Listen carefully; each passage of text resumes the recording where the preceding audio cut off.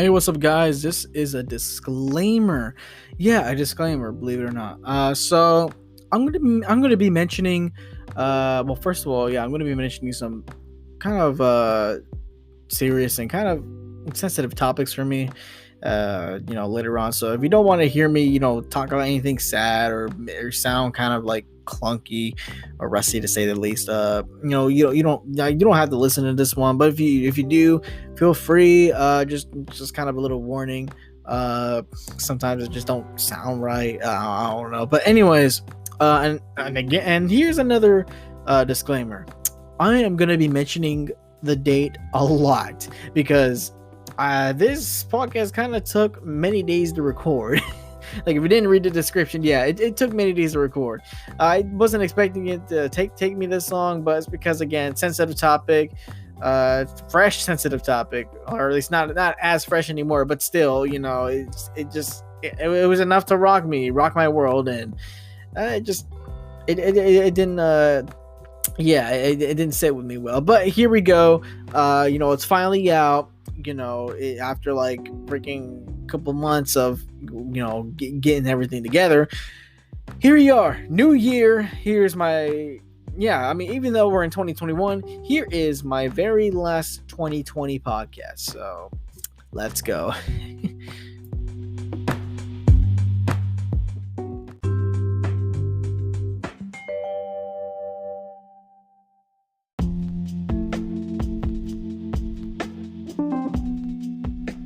Testing, 1 2 1 2.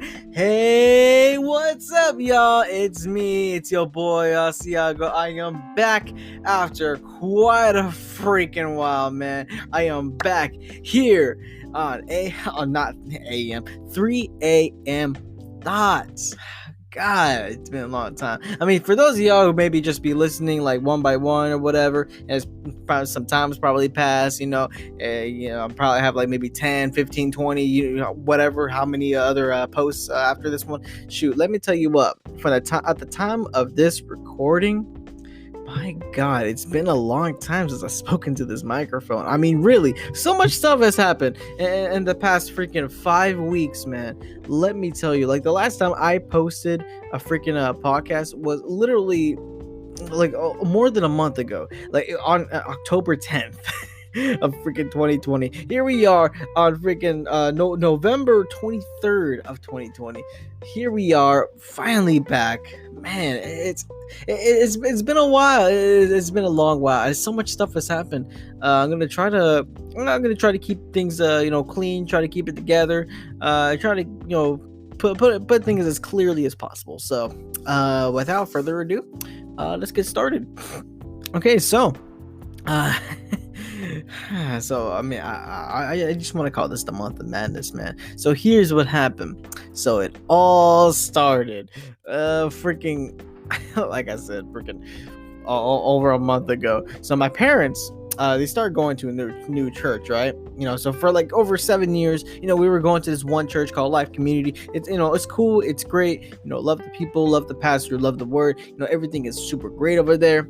But the deal was that my dad, when he got saved, he felt that he was called into evangelization ministry. That he felt God calling us hard. He wants to go evangelize. The people, bring the word of God, to the people on the streets, and not just anywhere on the streets, but where he grew up in, Pasadena, the freaking ghetto streets of, Pasadena, Houston, Texas. He wants to bring the word out, to the hood, and that's all cool, that's all good and all. But the problem was that our church really wasn't about the whole evangelion thing. I'm not talking about the anime. I'm talking about the actual act of evangelizing.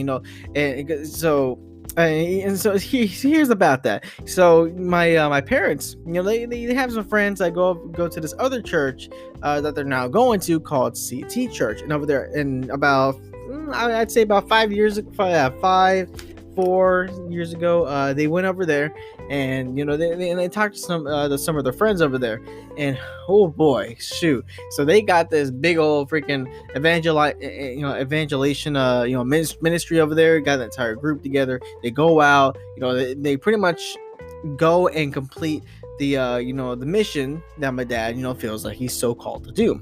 And after a really well experience over there, he really wanted he really wanted to start his own group over there at the church. Now some problems hit, like the pastors, for whatever reason there may be, didn't really want to I wouldn't say support him, because obviously I think they would have supported him, especially on something like this. I think the problem was actually getting the group together, because the groups at church, I mean, unless they're like small groups or freaking just youth groups or whatever, some normie stuff that you see in every church, if it's something unique, it's probably not gonna stick. And shoot, like not even Celebrate Recovery freaking stuck, and that's pretty much something you see at a lot of churches. Shoot, even freaking stuff like AA meetings and stuff like that. Shoot, there's freaking Celebrate Recovery, but even that didn't last very long over there at our church.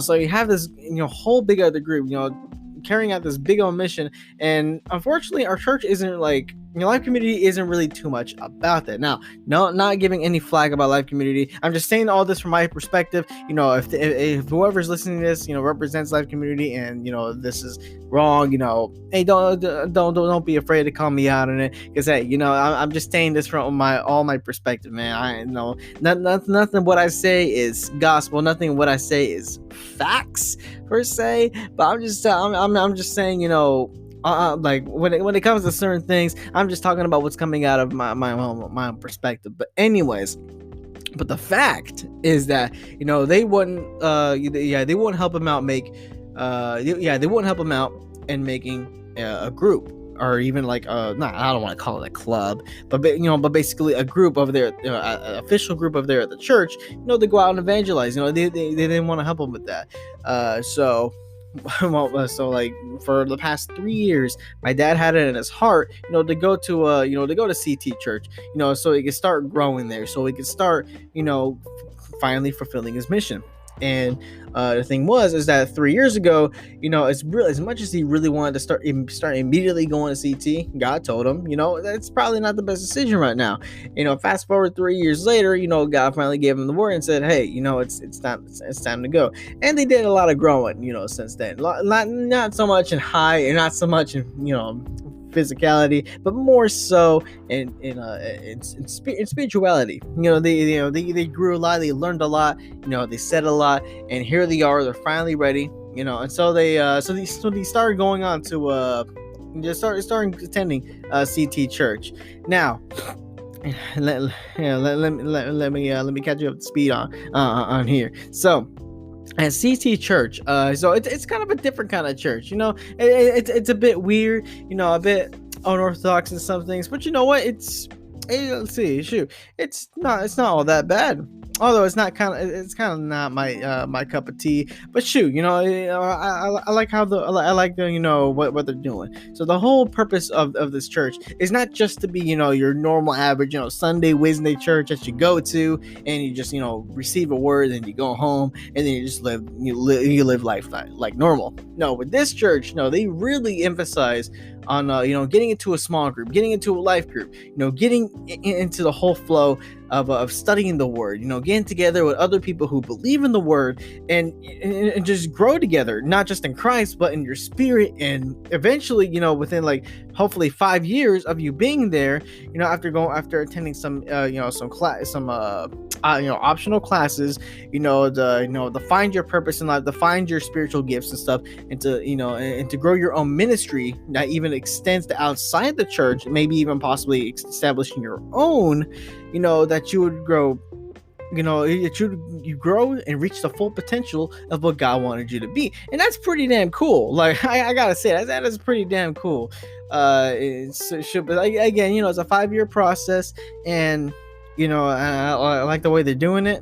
But again, it's just not exactly my cup of tea. And besides, I don't see no reason for me to leave my church. God, if anything, God says I have unfinished business there. So I'm currently gonna stay there for for as long as He needs me to be there. But anyways, so my parents, they started going to CT church, right? So it's a new church, new environment, new people, new everything. So what happened was that they decided pretty much immediately, they really want to start this whole 5-year process, not just to grow in their spirituality, but they also really wanted to finally get into the whole evangelizing deal. So what they did was they went to this event called Freedom Weekend. Now what Freedom Weekend is, basically imagine a church camp but on steroids, because there's a lot of growing, there's a lot of fellowship, there's a lot of just there's a lot of spiritual stuff that goes on in there. They for some reason they refuse to tell me what goes on in there, and that seems kind of shady to me. But their whole excuse is, oh well, I mean, if we told you, it wouldn't have as much of a big of an impact. Oh, okay, Felicia, well, whatever. But anyways, so they go to this Freedom Weekend thing. First, my dad goes, and then and then I'm. So yeah, I'm getting a bit excited here, so bear with me. But anyway, so my dad goes 1 week because all the men were going to this retreat, and they come back a week later. And now let me tell you a little funny story here. So here I am, because over there at my church, I just what I do is, because I work on Sundays, but I still work in the afternoons. I still work at 2 p.m. On Sundays. So what I do is, I realize that, hey, I got enough time, I can go to church. I can still go to church and make it to work at the same, on the same day. So what I do is, I go to the middle service and the late service. I run the camera there, and then I go to work afterwards. It's an entire system that I just have, basically engraved into my brain. But then, you got so my mom. Now she specifically told me the way she told me. Okay, so basically, again, bear with me here. So my dad, a week, upon his arrival from coming home from this Freedom Weekend thing, and again along with all the other men, so they have this celebration, that goes on, and basically with the celebration, they're like, they share testimony, they share what some of the things that went on there, how they've grown, how they've matured, and how this really impacted them, and how they're gonna move forward with their spiritual life, and that's all fine and good and dandy and all. But the thing is that in order to be at the celebration, I had to actually get off my rear and go to their church. Now their church starts a little bit earlier than mine, and so and again a few days, I think maybe 3-4 days prior, not even that, it was I think it was a week prior, to having to actually for me to actually get off my rear and go over there to their church instead of mine. We're taking my mom, to the Baybrook Mall, because at the Baybrook Mall, we wanted to go to Build-A-Bear. Now, no, short story on this. So every year, for Mother's Day, we go to Build-A-Bear workshop. We always make my mom a bear for Mother's Day. Now this year, because of the pandemic and all, we weren't able to do that this year until later on when they finally reopen. With new policies, you gotta wear a mask. There can't be this much people in here. Yada yada yada, all this COVID junk. So finally, we decided, hey, we're gonna go over here. So we went over there, and on the car ride there, freaking amongst we were having all this conversation about all these random things. It's just so many random things that we're talking about, and then just in the center of it, just right in the center of it, in the midst of it all, my mom was like, okay, oh yeah, so we have to so on this upcoming Saturday, we have to go, so you're not going to Life Community this week. You're gonna have to go to our church this week, because we're gonna be celebrating Dad's Freedom Weekend thing. And I just blatantly agreed, going, oh yeah, okay, cool, whatever, yeah, I'll be there. without even really thinking about it. And then a week passes by. Now, get this, I'm very busy throughout the week. I got work. I work late, freaking on my days off.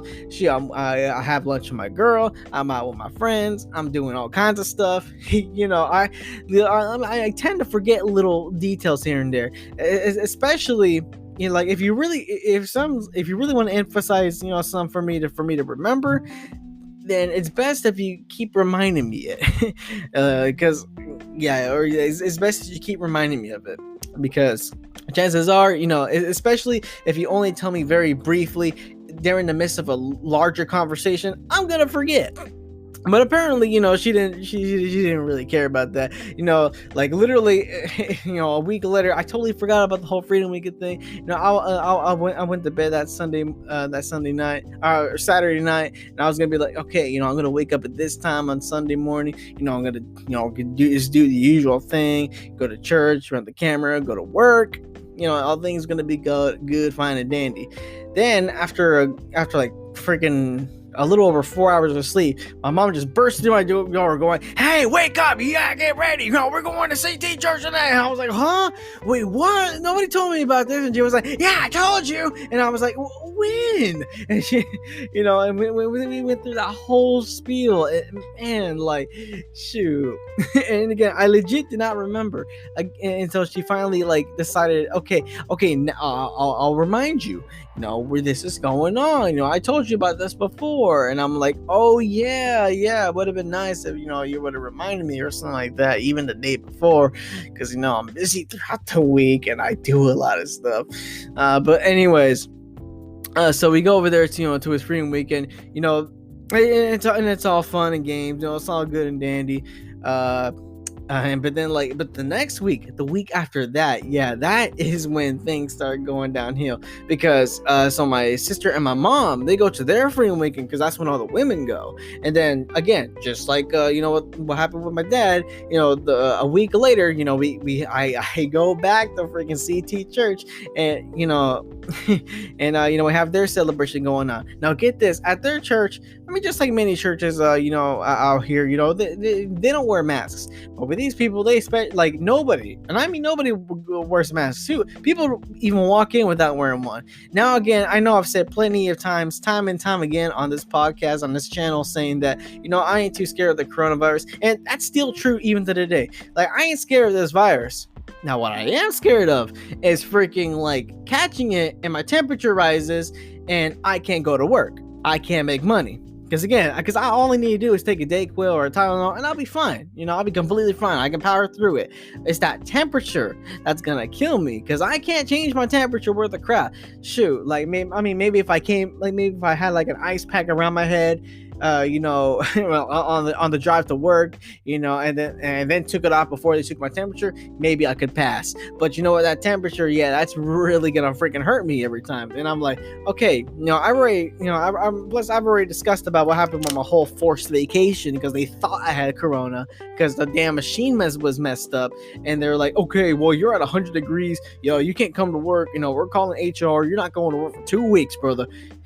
I was like, hell no, I ain't going through that again. So just for the damn sake of me being able to make money, I just kept the mask on. But absolutely nobody, except for like maybe a couple people at that church, actually wore masks.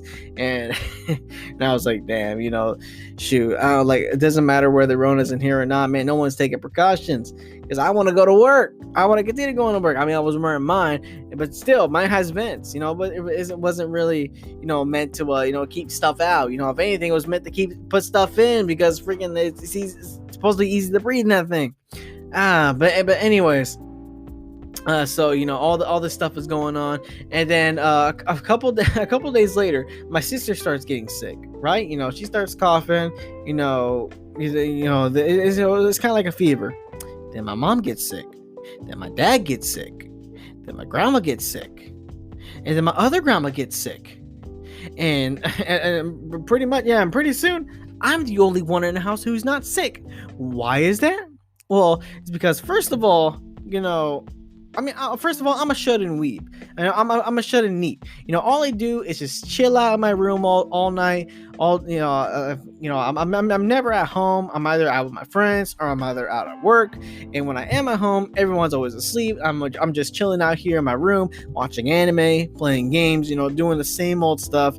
And so I'm pretty much always like, away from everybody. Though even over there at the CT church during the celebration, I kind of just kept my distance. Not because I was scared of the Rona or anything like that, but because, I just don't like being around people. I got next to them for pictures and stuff, but aside from that, I didn't really I didn't really freaking just stayed around people because, hey, I don't want to be around people. You know how I am. I'm a neat.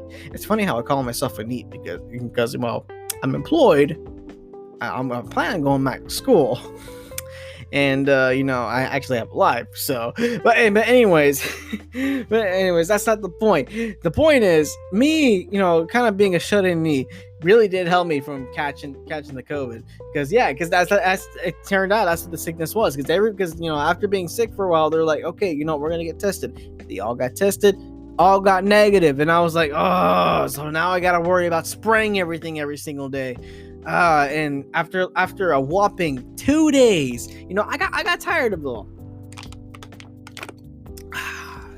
Yeah, I had to drink of water there for a second, but anyways, I got tired of freaking spraying everything all day, and I'm like, no, this is not how I want to play the game. No. You know what? So I popped this idea into my head. You know what? What if I just moved out of the house for a little bit? Kind of just quarantine myself in a different way. Because sure, I could just easily just stay in my room, and just chill in there, and everything will be fine, right? Well, here's the thing. Here's the damn thing. I can't have my friends over whenever, I can't have my friends over if everybody in the house is sick, and this is like the main hangout spot, so I'm probably, so we'd be hanging out either freaking my boy Leslie's place or even my boy Presley's place, all the time, so if we're gonna be outside the freaking, if I'm gonna always be outside my room like all the time anyways, might as well move out of the house. And then again, if I move out of the house for a little bit, I don't have to worry about having to spray everything down all the time. I don't have to worry about having to clean up, with a freaking mask on all the time, man. Because when I'm at home, the last thing I want to do is worry about spraying everything. It's worrying about having to freaking have a mask on all day. Because man, I already have one all day at work. I don't want to have another one I don't want to have to have one on all day when I'm at home. Shoot, man, you got me messed up. Hell no, I ain't about that, chief. But anyways, so what went on is I packed my stuff up. Shoot, I got my mattress. Because here's the thing too. The reason why I had a spare mattress on me was because I don't know if I mentioned it on the podcast already, but I'm currently doing like a big project for my room. I'm taking the full size bed out of my room because again, the dogs don't sleep with me. I don't sleep with anybody. And besides, I want another TV stand. I wanted to put another TV stand in my room so I could continue my retro console collection. Put some retro TVs in there, and then just put a twin size bed. But the twin size bed that I was planning on unfolding in my room, when I got the whole remodel started, I decided, just to bring that with me. I stay at my boy Leslie's house for a bit. It was cool with his dad. I got tested twice. Let me tell you what, those nasal swab tests, they suck. They suck bad, man. Like, okay, so it's only for a little bit, but damn, like when they stick it all the way up there, they stick it up there real good. I feel like they're sticking it up like my brain or something like that. Like, shoot, like I'm not scared of the test itself. I'm scared of them just sticking it so far up there that they freaking hit some, not become mentally retarded or something like that. But anyways, so I got tested once, just to make sure that I was positive. Or negative. Sorry, and that's the thing I hate. I hate how this whole backwards freaking thing is going on. Like how positive is bad, negative is good. So I had this bad habit of saying, oh, I want to be positive. But why would you want to be positive? That means you got the Rona. Oh yeah, I want to be negative. But anyways, I took it once, just to make sure that I was negative, and I was, obviously. Come on now. And then because I mean, shoot, like 2 weeks passed by after the whole Freedom Weekend celebration, and they're still sick, and I'm not. Obviously, that should pretty much, or not 2 weeks, but 1 week. But anyways, shoot, that should probably indicate that, yeah, I'm probably not sick, but you are. I don't have the rota, but you probably do. So they tested, they found it, they got it. I tested it. I confirmed that I didn't have it, and prior to moving into my boy Leslie's room, I had to consult his dad. Hey, is it cool if I do this? And he said, yeah, sure. Obviously it's a temporary thing, so don't carry it too far. And he also told me before I could move in to test again, just to be extra sure. And I tested again. My God, they picked my brains again, but it just reconfirmed that I am continually negative. So, so that was good. That was all Gucci. Shoot. I guess for 28 days, freaking 4 weeks. Originally, it was just gonna be for 2 weeks, but for 4 weeks, I was over there in my boy Leslie's room. Now, it wasn't bad. It wasn't bad staying with him.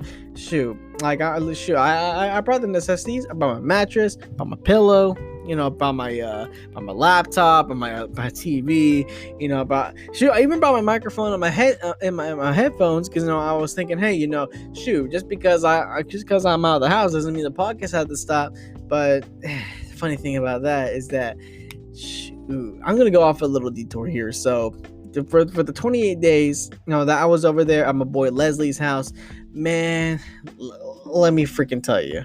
Like, I wanted to make a podcast so bad whenever I was over there. Like, because I kind of wanted the whole document. I kind of wanted to document everything as it was going on, but it just wasn't easy. Now, he's got this annoying freaking dog. Actually, okay, let me just mention to you. Okay, so the character Uncle Larry that I have on this channel, yeah, he's a real person. Now, the character I made up, hey, I'm Uncle Larry. That's a really exaggerated version of the actual Larry.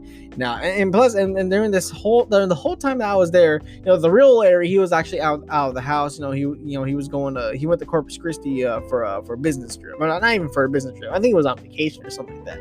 But Jezebel, yeah, Jezebel's an actual dog. Now, the real Larry does not have sex with his dog, as far as I know. But let me tell you this, his actual dog, the real Jezebel, she barks like hell, man. She's so damn annoying. Nobody can walk into the house without her barking up a storm.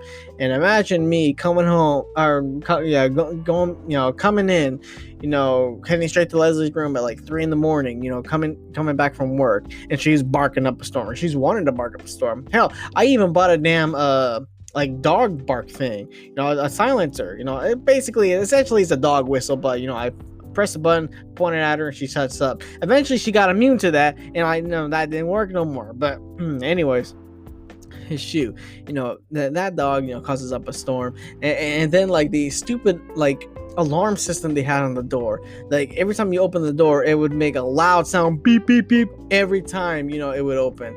My God, yeah. So I didn't want to wake anybody up and cause Jezebel to bark just by walking in and out just to make a damn podcast in my room. In my car. And I would have made it in Leslie's room. Problem was that, man, this dude, I love him to death, but and let me tell you, he loves Rainbow Six Siege. And you know what else he loves to do on Rainbow Six Siege? He loves to rage. Now I'm talking about rage. He's screaming. Shoot, I remember while I was there was this one night where I needed to sleep early so I can wake up early, because I needed to go to work at 11 a.m. the next day. But man, this dude, I don't know what he was thinking, but he seriously thought he can make me sleeping in the same room with him raging work. Because, man, he's over there just screaming at his PlayStation, and I'm like, dude, I'm trying to sleep, and he's like, oh, I'm sorry. But anyways, shoot. But this dude, even when he's not raging on Siege, sometimes he's just playing another game, just normally talking to his friends. Man, shoot. I still don't want to make a podcast and anybody talking in the background. So, but whatever, man. whatever. But anyways, And actually, shoot, as far as finally making a podcast, man, like, so I decided, you know what, okay, I don't want to alarm Jezebel. I don't want anybody speaking or yelling in the background. So how am I gonna make a podcast? So then I thought, okay, I'm just gonna leave the microphone in my car. I'm gonna get my adapter so I can record on my phone instead of my laptop, and then just have it, get my headphones and just do it all in the car. I probably have to hold the mic the whole time, and I would make it work.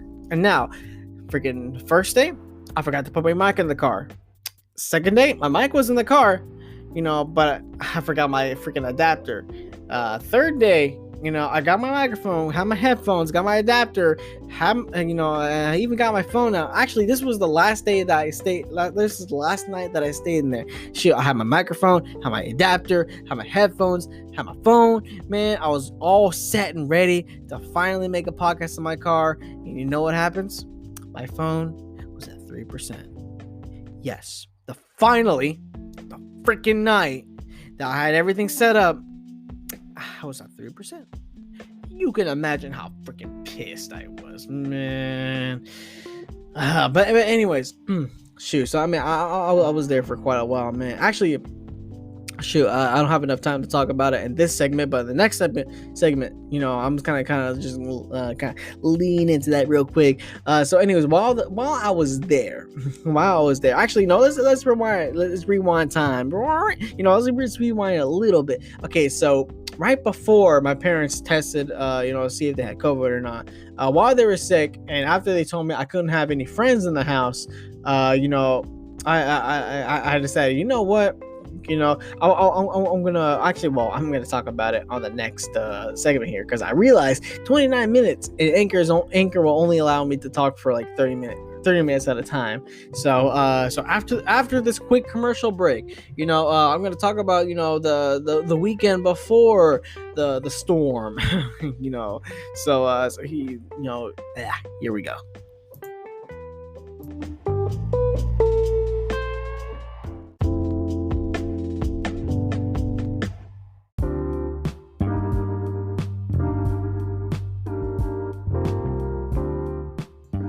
All right, here we are, the very next section. Okay, so forget about my little rumbling, or not rumbling, mumbling towards the end there. So here we are. So before my parents tested for COVID, before like all the entire shebang happened. Damn, it's been a while. Let's see if I can remember. So it was so there was a weekend. I believe it was the day my boy Victor was supposed to come back from the military, because you see he left for the military about 3 years ago. Not exactly 3 years ago. It was quite a while. It was like shortly after graduation. After we graduated high school, he went off. He went off to boot camp. He went off into the Air Force, and he was shipped into a bunch of different places. But at this moment in time, well, not this exact moment in time right here, right now. No, I'm talking about at the time.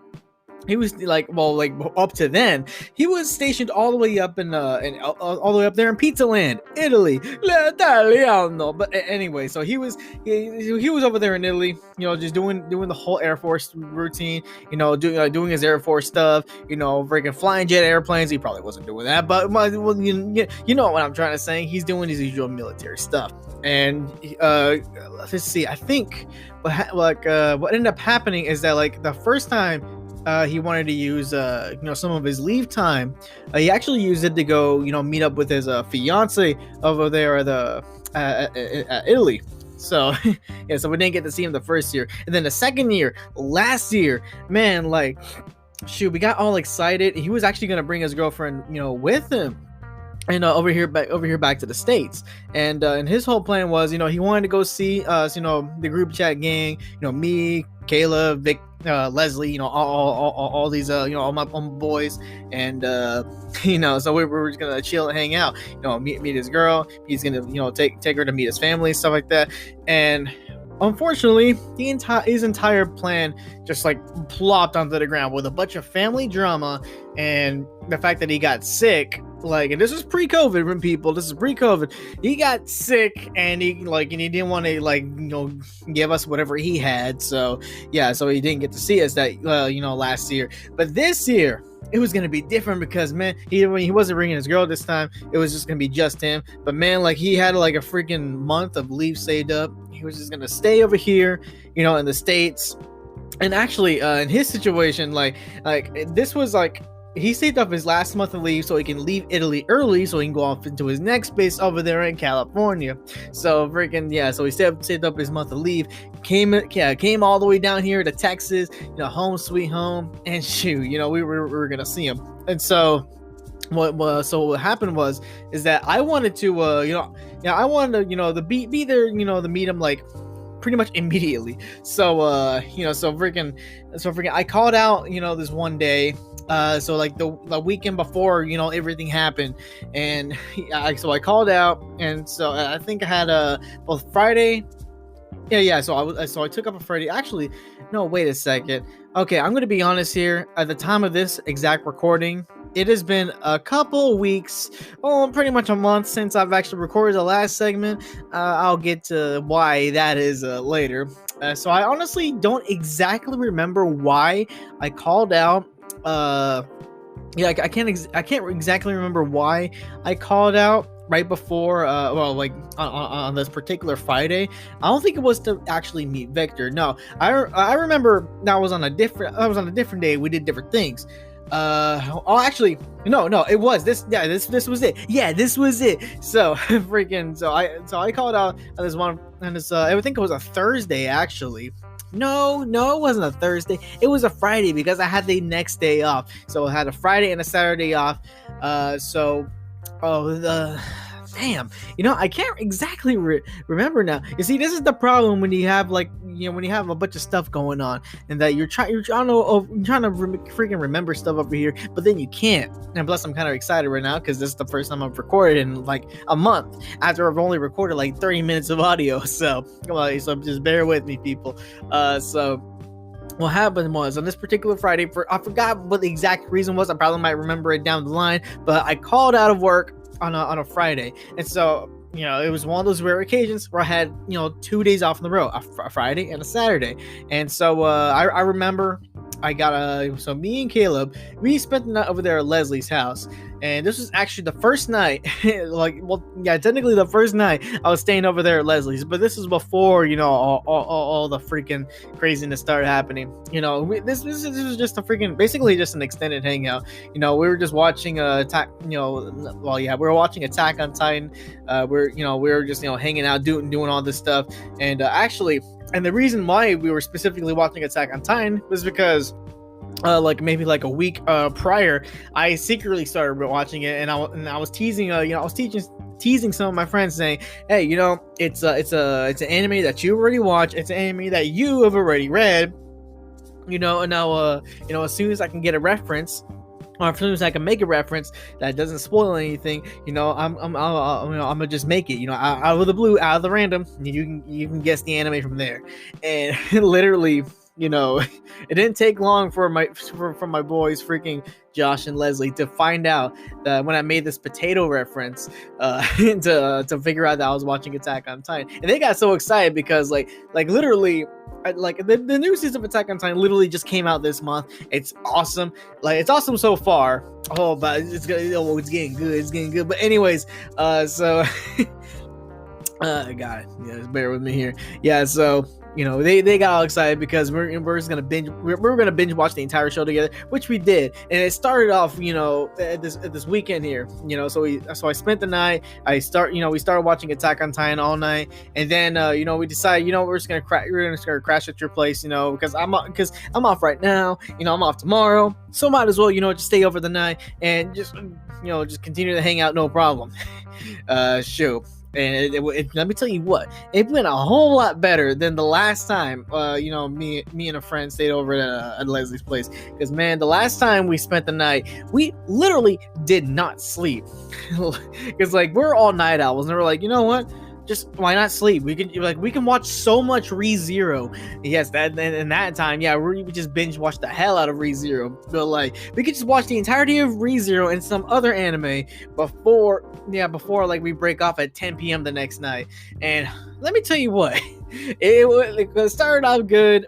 And throughout the night, it was also good. We got some breakfast. When the sun came up, we just started chilling, started watching more anime. But then midday happened. We started getting tired, but we still tried to go strong. We even went all the way to freaking Sam's Club because we were like, well, we need something to do. Everything is closed, so let's go to a store we don't normally go to. And yet we were still sleepy as hell all the way over there, the other side of town. But shoot, I mean, what can you do? Freaking at one point, like my boy Josh, he just he just crashed, he crashed inside the car. Like he was just in the backseat, just sleeping away. And Leslie, throughout the entire day, yeah, he was just struggling to stay awake, even after drinking a bang. And I drank like 2 monsters that day, and I was barely struggling.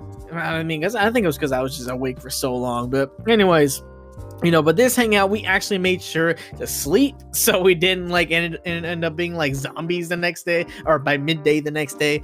But anyways, it was fun. It was cool. Shoot, I only brought a couple things with me, because mainly we were just chilling, hanging out. I didn't really need anything other than my pillow, maybe a blanket, and my phone charger. I think I brought my Switch, but that was because I woke up a little bit earlier than everyone, and I was just playing Octopath while they were asleep or before they woke up. But anyways, so we were watching Attack on Titan day 1 and day 2. It was fun. It was cool. We pretty much almost finished the entire series that day. But let's see what happened later on that day. I don't exactly remember if we actually did anything else. But actually, I do remember later that day. That's when I got the phone call from my mom saying, "Okay, so we test. Yeah, so how your sister's been sick. How I've been getting sick. Okay, so it turns out we got tested today and we got COVID. Yeah, and she was asking me, what do you want to do? I mean, because for damn sure, I already knew at that point I couldn't have my friends over at my house because you can't spread. Sorry about that. I'm getting a little excited. I can't take the risk of spreading it to them, and I had to make sure I got tested. And two, I was brainstorming what am I gonna do? I work in the back room, so I know whenever we get Clorox wipes or when we get Lysol in the back, I'm one of the first people to actually not only see it, but touch the box, put on the pallet. I'm one of the first people to get access to it. However, I don't I was just thinking about it in my head while I was still on the phone, and let me tell you, the idea of me just having to spray down everything, freaking make sure everything's 100% clean, and even wear a mask inside the house all freaking day, I hated it. Because it's one thing to do it at work. It's another thing, to come home and you're just having to do that all the freaking time. And get this, me and my sister, we share a restroom upstairs. Even though I spend pretty much all my time in my room because I have no reason to get out unless I'm hungry or unless I need to go, take a dump or take a piss. But freaking other than that, I'm good. But again, we share the same restroom, and I'm the only person in the house that didn't test freaking positive. Because even after, I was the only person that wasn't sick. I got tested the next day. No, actually, it wasn't the next day. It was my next off day, and still, I knew it. I was freaking negative, and I was like, you know what? I'm gonna stay at my boy Leslie's house because I already spent the night there once, and to be honest, it'll be a lot better than freaking just being around a bunch of sick people, me possibly getting it. And then I can't pass the freaking temperature table and and all that freaking moody jazz. But anyways, so freaking that, yeah. So I think I already discussed that I moved out, in the last segment. So I moved out. I was chilling, staying at my boy Leslie's house. So I think I explained a lot of this stuff in the last segment. So I'm not gonna try to repeat a whole bunch of stuff, but. Let me tell you, my boy Victor from Italy, man, he came back home. He's so he went around, saw some family, but then he also came back the Texas, came back to their park. We were just chilling. Like, damn. Let me tell you what, man. So whenever I met up with Victor, man, like it was just like we never skipped a beat, man. Because we were just hanging out just like we did back in high school. Like it was nice. And I think one of the things that actually really helped with that was the fact that we stayed in touch. Like we pretty much like texted each other all the time. Like he was in the group chat. Shoot, like we were all just pretty active every single day. Like it's again, that's probably the reason why it's just like we never skipped a beat, because like we never just stopped talking or anything like that. So it's not like we had that long awkward freaking period of time where we just didn't see each other. I mean, we didn't physically see each other, but man, we still FaceTime, we still freaking just shared memes and all that stuff. Man, it's all good, man. Shoot, like, and unfortunately, like, because he's not just my best friend, he's not just my unbiological brother, man, he is also like a friend to my family. And shoot, like, it was just it did suck that I couldn't bring him over to see my fam, because they were all sick, and I wasn't living there temporarily. But anyways, shoot, so but all due respect, man, at least we didn't, at least we made sure to keep him safe from the Rona. We made sure we wore a mask wherever we went, and it was all good. It was all cool. Man, like we had a lot of good times. We played Grand Theft Auto. We made jokes. We just went around the places. We went to the beach. Man, like we just hung out like old times, man. Like we didn't do anything big necessarily. Nah, but actually, no. Well, this isn't something big that we did, but I do remember. So this one time we went to Sylvan Beach, and we were just chilling, having a good time, just chilling out by the water, and then freaking, like, out of nowhere, this Trump rally just appears out of nowhere. I mean, I think it was obviously planned, but like, it just perfect to me. It just came out of nowhere. It's like we saw all these freaking Jeeps, big old trucks, and just country music playing, and we just saw all these Trump 2020 flags just waving around everywhere. And I was like, huh? And then and then the funny thing was, at the time, like, I think it was because like it was near Halloween, so I had my Halloween costume, with me over there in my car, and I know, actually, okay, I think this was the day of Halloween. Actually, no, it wasn't the day of Halloween. It was close to that day. It was pretty damn close. Like it was at the end of October. But anyways, so like I was just so tempted to just like put on my ginormous sombrero and just put on the freaking the poncho, and then just walk up there and be like, yes, Trump 2020, build the wall. Oh man, but I didn't do it, because chances are, it was probably gonna be this that one freaking like big Trump fanboy that had like a freaking shotgun. It's probably from Alabama, chewing some tobacco, chewing tobacco, and going, oh damn, now Mexican gonna get off my property. But sir, they see your property. I don't give a damn. But I mean, that's not. I'm trying not to stereotype, man. Like, but anyways, man, shoot. That's just one of the funny moments that I remember. Let's see. Again, this is the problem with me, like, not recording after a long period of time. Like, I like, whenever the time comes for me to remember certain details, I can't remember it. That's why I try to, like, speak my mind as soon as it comes to mind. But well, what can you do? Anyways, shoot. So it was nice. Actually, I remember on Halloween day, like, again, he actually borrowed my costume. He went to a costume party, with his family, and shoot, on Halloween day, like, he actually left around 6 p.m. To go see his family in their costume party. And I was just chilling at Leslie's house, and so I had this idea. You know what? I want some free candy.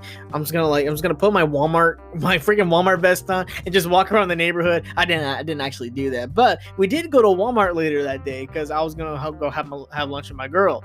And after we did that, I actually went over on Walmart. Got some free candy from the break room. I got some free candy for some of the workers just passing it out. And I was like, hell yeah, freaking! I got like a small bag full of freaking candy. It was nice. It was freaking nice. I had a lot of Twix, had a lot of Butterfinger, had a lot of Reese's, had all the good stuff.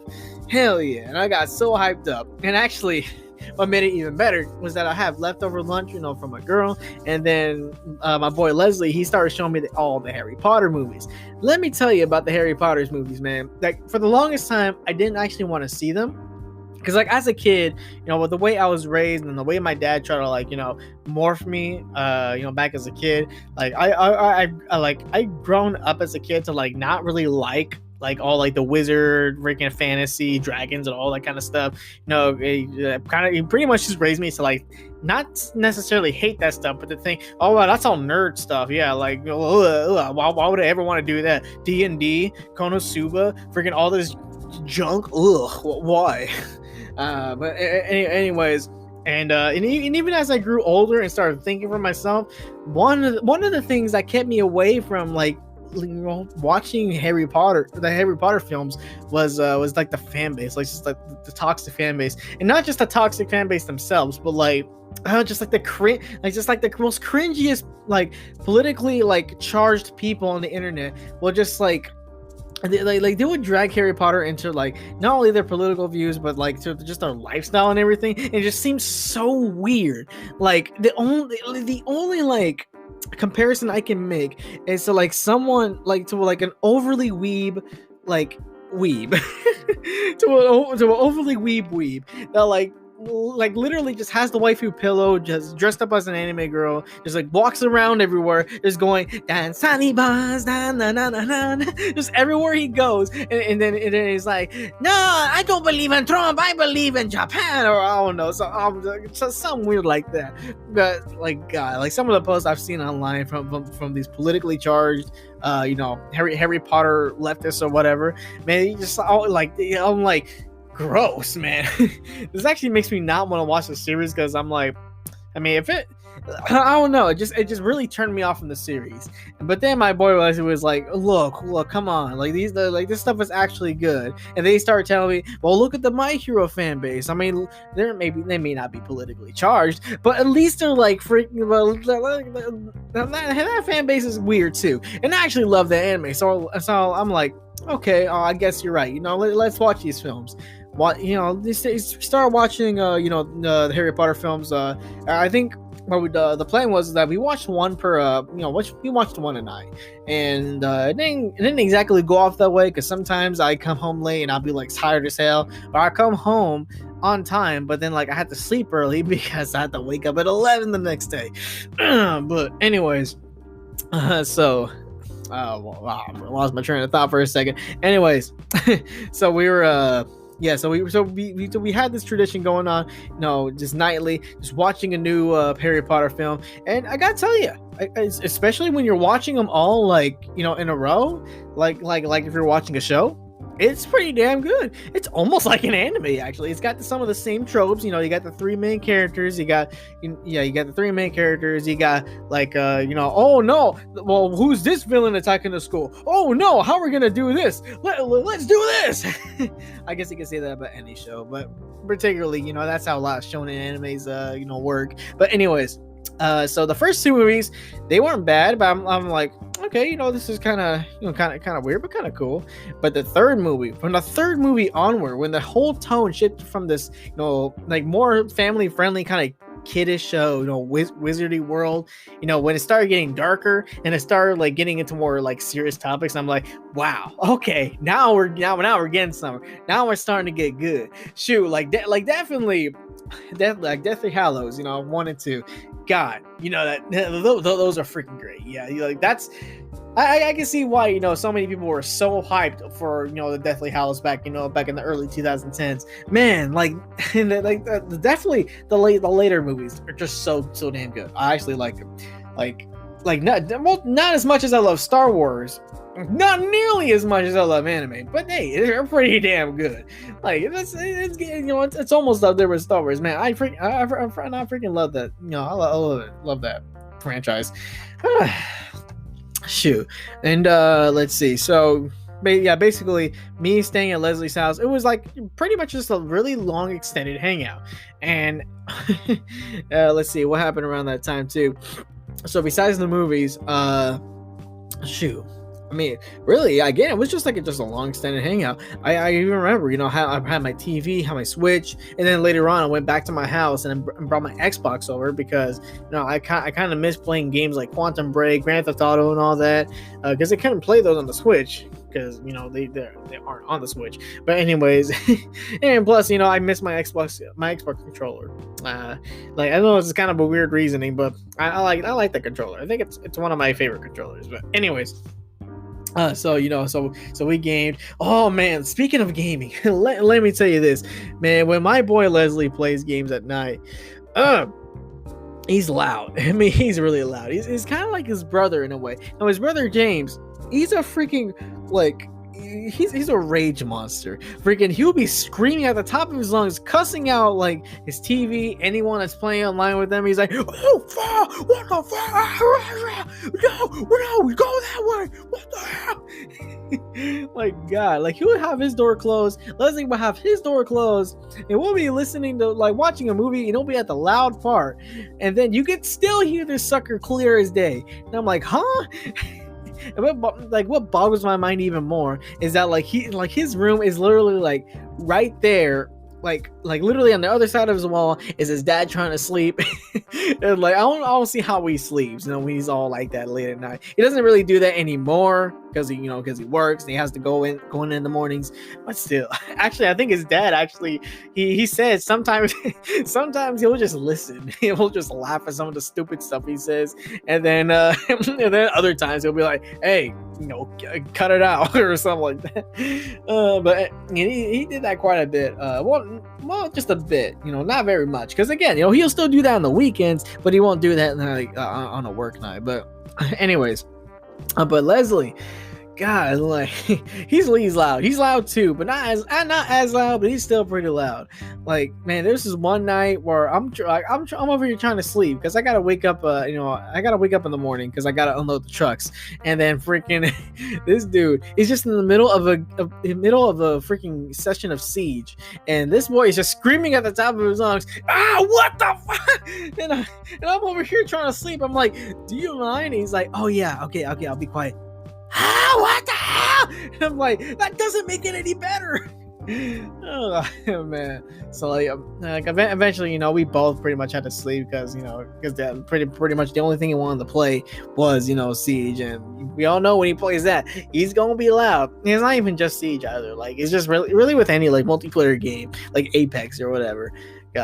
Actually, I think the only thing that he actually did on his PS4 that I was actually able to sleep while he did was watch anime, because all he had to do was just plug in the his headset into his controller and he could just listen to it. Hey, that's pretty cool. I would do that too if I watched anime from my PS4 or my Xbox, but whatever. I literally have a computer hooked up to a television set here. I'm actually looking at it right now. So don't I really need that? I don't know. I mean, even if I wanted that personal sound, not that anybody can really hear anything outside my room walls, I could just plug in, this was my freaking what do you call that? My freaking head. I can plug in my headset instead of my freaking audio jack on my computer. But anyways, enough with that. So, after all was said and done, actually. My original plan was I was just going to stay over there at Leslie's house for about 2 weeks. However, that kind of went, that kind of flew out the window when I think my parents recovered, and my grandma, she actually just got it. And then my sister still tested positive, so I'm like, well, here we go. Another 2 weeks staying. Thankfully, thankfully, my boy Leslie's dad, my boy Leslie's dad, his dad was cool with it. He didn't have no problem with it. Actually, as a matter of fact, I remember the night that I was leaving, his mom was Leslie's mom. She came up to me. She was like, "Wait, you're leaving?" And then she was explaining to me how like it was almost as if I wasn't there, and that's exactly what I expected. Because shoot, that's how it is here. Like it's because I'm always out. I'm always out at work, or I'm always out with friends. And even when I'm actually at the house, like I don't. Like I just stay in the room. I don't leave anywhere. I don't like hang out with people like in the living room. I don't watch TV with them. I don't go eat dinner, because I either I'm eating dinner at work, or I just don't eat dinner because I only eat one meal a day. But God, man, shoot. Like again, like she was like, "Wow, it's just like I didn't even notice you were even here. We just totally forgot that you were here." And what makes it even better was the fact that Larry wasn't there, so his truck wasn't there, so I was just taking I was just taking up his parking spot. And again, it's like I didn't really affect anything. Kind of like over here, I don't really affect anything because it's almost like I'm not here. The only times I'm awake is when everybody else is asleep, even over there. So shoot. So when all was said and done, so me staying there for another 2 weeks, he was cool with it. I even went back to my house because I knew, like I already got my 14 days of clothes washed already, but I want to wear different clothes, so I went over there, freaking filled my laundry basket, did my laundry over there, and then got all those clothes clean, and I had a larger selection of shirts and stuff that that I can wear. So whatever. But anyways. Now again, the whole hangout, was extended by another 2 weeks. I pretty much spent a month over there. I already spent Halloween there, and I was like, you know what? And I even texted my family in the family group chat, hey, if you don't straighten up, if everybody doesn't become negative, soon, I am not gonna come. I will just basically spend Thanksgiving over here at Leslie's house. I don't even give a damn. And I grew pretty accustomed to staying there too. Like it was comfortable, sure. I really love living here at the house. I have my dogs, I got my own my own big room. Freaking, well, I mean, it's big to me. I got my bed. I have my bed there too, but it was just a small mattress. I mean, I was still sleeping on that small mattress, but at least it's on my own frame. It's not on the floor. And I have all my game consoles here. I got my whole microphone set up here. Yeah, true. But I grew really accustomed to living there. It was nice. It was simple. I can. Shoot, like again, it was kind of like I was had like a college roommate, except neither of us were in college. But anyways, so I'm at the 29-minute mark of this segment here. So the next segment, I'm going to talk about the reason why I left. No, it wasn't necessarily because. Well, actually, it was because. Part of it was because by this point everybody was negative, but another huge thing happened. Huge for my family, but not so much huge for me. Which will lead into another thing that would be huge, not for all of us. So, let's go ahead and stop here. Let's continue on.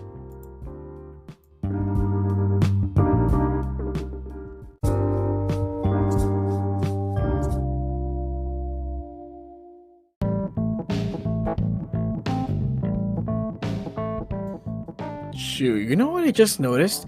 Like, at the time of this recording, it's December 16th. So it's not quite exactly a month from the last time that I recorded. However, though, I think this is the day that Winter Soldier references all the time in, I think, Captain America, 2? The Winter Soldier? Tell me what happened. December 16th, 1991. Oh, no, wait a second. That was the Captain America 3 Civil War. Yeah, freaking December 16th, 1991. So you heard it here, folks. 29 years ago, Tony Stark's parents, got killed in a horrible not-so accident. Whatever. Back to the topic. Anyways, so the reason why I actually left Leslie's house. So my parents called me up, after the 2 weeks, and they're like, "Hey, we're all good now. You can come home." But then, okay, I'm sorry. I lied. They didn't call me up like that. No, actually what went on was I was at work, see? And I was doing my normal work things. I was very busy. I was unloading. It was one of the days I was there early because I had to unload the trucks. And if anyone, out there knows how freaking working in a busy back room, unloading 2 large damn trucks. Yeah, you know how quite busy it can be, especially if you're throwing one of the trucks. And then I'm over here pulling pallets and stuff. And then this day, man, it was strange. Freaking like everybody was just calling me, and I'm like, huh? What's going on here? And then like my mom was just texting me, hey, hey, hey, hey. And then freaking then she got Leslie to text me, hey, your mom wants to talk to you. And then she even got my girl Angela. She was like, hey, your mom wants to talk to you. And I'm like, huh? Like, what's so important that you can't freaking text it to me? And then so I call, so while in the middle of me just working, I was like, you know what, screw it, no managers around, I'm just gonna pick up the phone. I'm like, hello, what's going on? Must be so important, She was like, hey Chris, it's about your grandma. And now for a second, my heart just kind of like it stopped. It just stopped.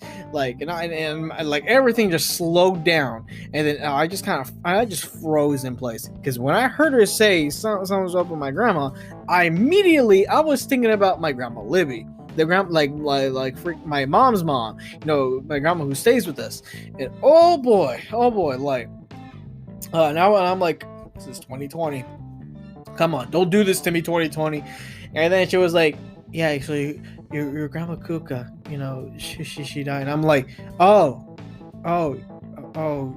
yeah, sad, yeah, sad. Like, okay, like, I know that sounds bad, but let me explain it to you. And I think I explained it a couple of times already in other podcasts, but I'm gonna re-explain it here. So the thing is, me and my extended family, my cousins, uncles, and aunts, and all that, we aren't exactly the closest. Especially after my family became, Christians. Yeah, they especially wanted to stay away from us, because they knew, oh, don't go over there to the Arredondos. No, they don't drink, they don't smoke, they don't do drugs like us. No, like they don't party like we do. No, stay away from there. They're boring. They're just gonna try to put Jesus in your life. Ugh, Jesus! I don't want Jesus. I want cocaine. I want beer. Whatever. But anyways. So again, we never had the best relationships. No, we truly don't. And so even to this day, I'm like, I don't really know my cousins. I mean, I know a couple of them because because me and my grandma Libby, we would actually go see those cousins, quite frequently, mainly because I had car problems and their dad can actually fix my car. But but we even lost ties with them too, because the freaking dude, who was being their stepdad, was being an idiot. Shoot, even right now, they moved away from them. They're living all the way over there in freaking Corpus Christi, so I can't even see my freaking favorite cousins. So, well, I mean, whatever. Actually, I think one of them is actually still staying in Deer Park because of his girlfriend. But who knows how long that's gonna last? But anyways,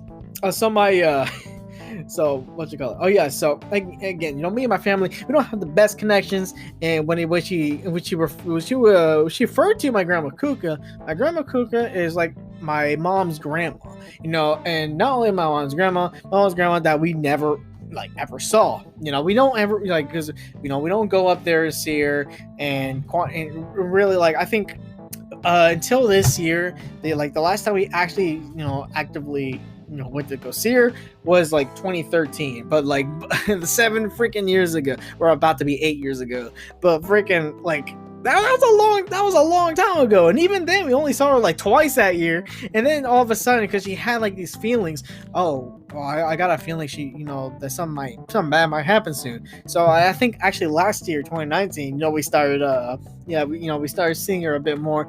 But again, it wasn't very much. And more than half those times, I was at work while they would go see her. But then again, this is. When it comes to me and meeting up with people in my family, unless you're unless what you call it, you're either a grandma or an uncle or an aunt or a cousin that I grew up with, and that were there to actually see me in my birthday parties, there to see me at Christmas and stuff like that. Not only am I not gonna remember you, we may be blood related, but I'm not gonna care about you. Like, I'm just gonna be straight up. Like, I'm sorry if that sounds bad. I'm sorry if that sounds rude. I'm sorry if I sound like a jackass. But that's the straight up truth. If I don't have a good connection with you, I am not gonna care about you. And if I like shoot, that even goes to some of the like friends I made on Facebook like years ago from like middle school and all that I don't even talk to. Even back in middle school, I didn't even talk to. I just knew them from freaking classes and just decided, hey, I want to add you as a friend. Then years later, I'm like, I don't even like hang out with this dude no more. I don't even know this girl anymore. God, what? But anyways, there are select few people that I still have on Facebook that I may not necessarily have talked to in a long time, like old church friends, and stuff like that. That, hey, they made a pretty big impact on my life. And I even have a couple of friends from school. Yeah, the same thing. We may not have talked to each other like at all in the past like couple of years, but still, like, but when we do rarely ever like talk and catch up and stuff, it's good. And I still care about you because, hey, you made a big enough impact in my life to where, yeah, I'm like, yeah, I mean, even if we don't talk to each other until 2036, I'm still gonna freaking love you and I'm still gonna care about you. But whenever, when it comes to family, especially those family members that are like, oh, I remember when you were this itty bitty and you're like 12 years old and you hadn't even seen them like not once in your life. And I'm like, okay, who are you? Like, you're literally nothing more to me than just a stranger that just happen to be blood related to me, or just happen to be like in the same family as I am because of my marriage or something like that. Again, I don't know you. I don't care about you. You're just a stranger, like a customer at Walmart. Except I actually kind of care about them a little bit more because, I kind of have to, because the job requires it. If a freaking old lady walks up to me asking, "Where's the shampoo?" I can't just say, "Go find it yourself." No, I get into nice guy mode. I'm like, "Hey, it's right over here. Follow me. Let's go find it." But anyways, yeah. I mean, I'm sorry that sounds like way too blunt, way too brutally honest, but that's how it is. If I don't know you, I don't care about you. You're just a stranger to me. You just someone who just happens to be living on the same planet that I do. Okay, nothing wrong with that. Just don't expect me to care about you. Then you got my grandma Kuka. Again, we rarely ever freaking go to see her, and then when we finally decide to do so, she doesn't remember us. she clearly doesn't, and she's she's all losing her memory and stuff like that, kind of like some other grandmas in my family. And again, it's literally just like small talk. It's all just like tiny conversations, and when it's not tiny conversations, she's just mostly talking about Jesus and stuff like that, which is good. But again, I can't it's nothing more than just like a complete stranger, not talking to like a complete stranger grandma at church or something like that. Like, come on now, guys. So again, point is, I didn't really care about my grandma Kuka because I never talked to her. I mean, maybe to my mom, to my dad, my sister. Okay, maybe she meant something to you, but I'm gonna be brutally honest. She didn't mean anything to me. When she died, I didn't care. It's like you're telling me freaking Beyonce died. I don't care. Really? I'm being legit here, man. I'm being legit. And you're telling me, oh, Steve from that one orange house across town, he died. I'm like, okay. I'm just saying, man. I'm just saying, I don't give a damn. But then later when I got off my shift, they're like, okay, we need you to come home now. Now. We're going to the funeral tomorrow. Oh my God, in a couple of days. I need you to come home now. And that really rushed me. So I'm like, okay. Freaking calm yourselves. I'll be on my way. Just calm yourself down. Just don't get mad at me because I'm not moving fast enough. God. Shoot. So literally that night, I packed my stuff. And I was started moving out of start officially moving out of my boy Leslie's house. Now I originally, because I think actually a couple days prior to them calling me, I told you that my first grandma died. They She told me that, okay, we're getting tested, okay, and then later that day they're like, okay, we tested negative, we're good now. You can come home when you're ready. And my plan was, okay, I was gonna come home like that very weekend, because I'll be off that entire day. I could take as long as I want, because again, like, I grew so accustomed to living in Leslie's room that I just didn't want to leave, purely out of laziness. Like, I didn't want to have to pack up the bed, pack up my truck, or my Jeep and all that. I didn't want to pack up all this stuff, just, like, I didn't want to have to do that. But if I was, I'd rather just take an entire day to do so, because I'm just lazy like that. It's funny because at work I'm like one of the least laziest people, but then like as soon as I clock out, I'm one of the laziest people I know. God. But anyways, but that was my plan. But then, like, as soon as they told me my grandma died, yeah, they're like, no, just hurry, get the hell out of there and come back home now. And I'm like, okay, fine. Shoot. So I remember I moved back in. I came back home. It was good. Just to be safe, I still sprayed freaking Lysol everywhere because I still had a bottle. And and shoot, it was nice. I was going back to sleeping on my own bed.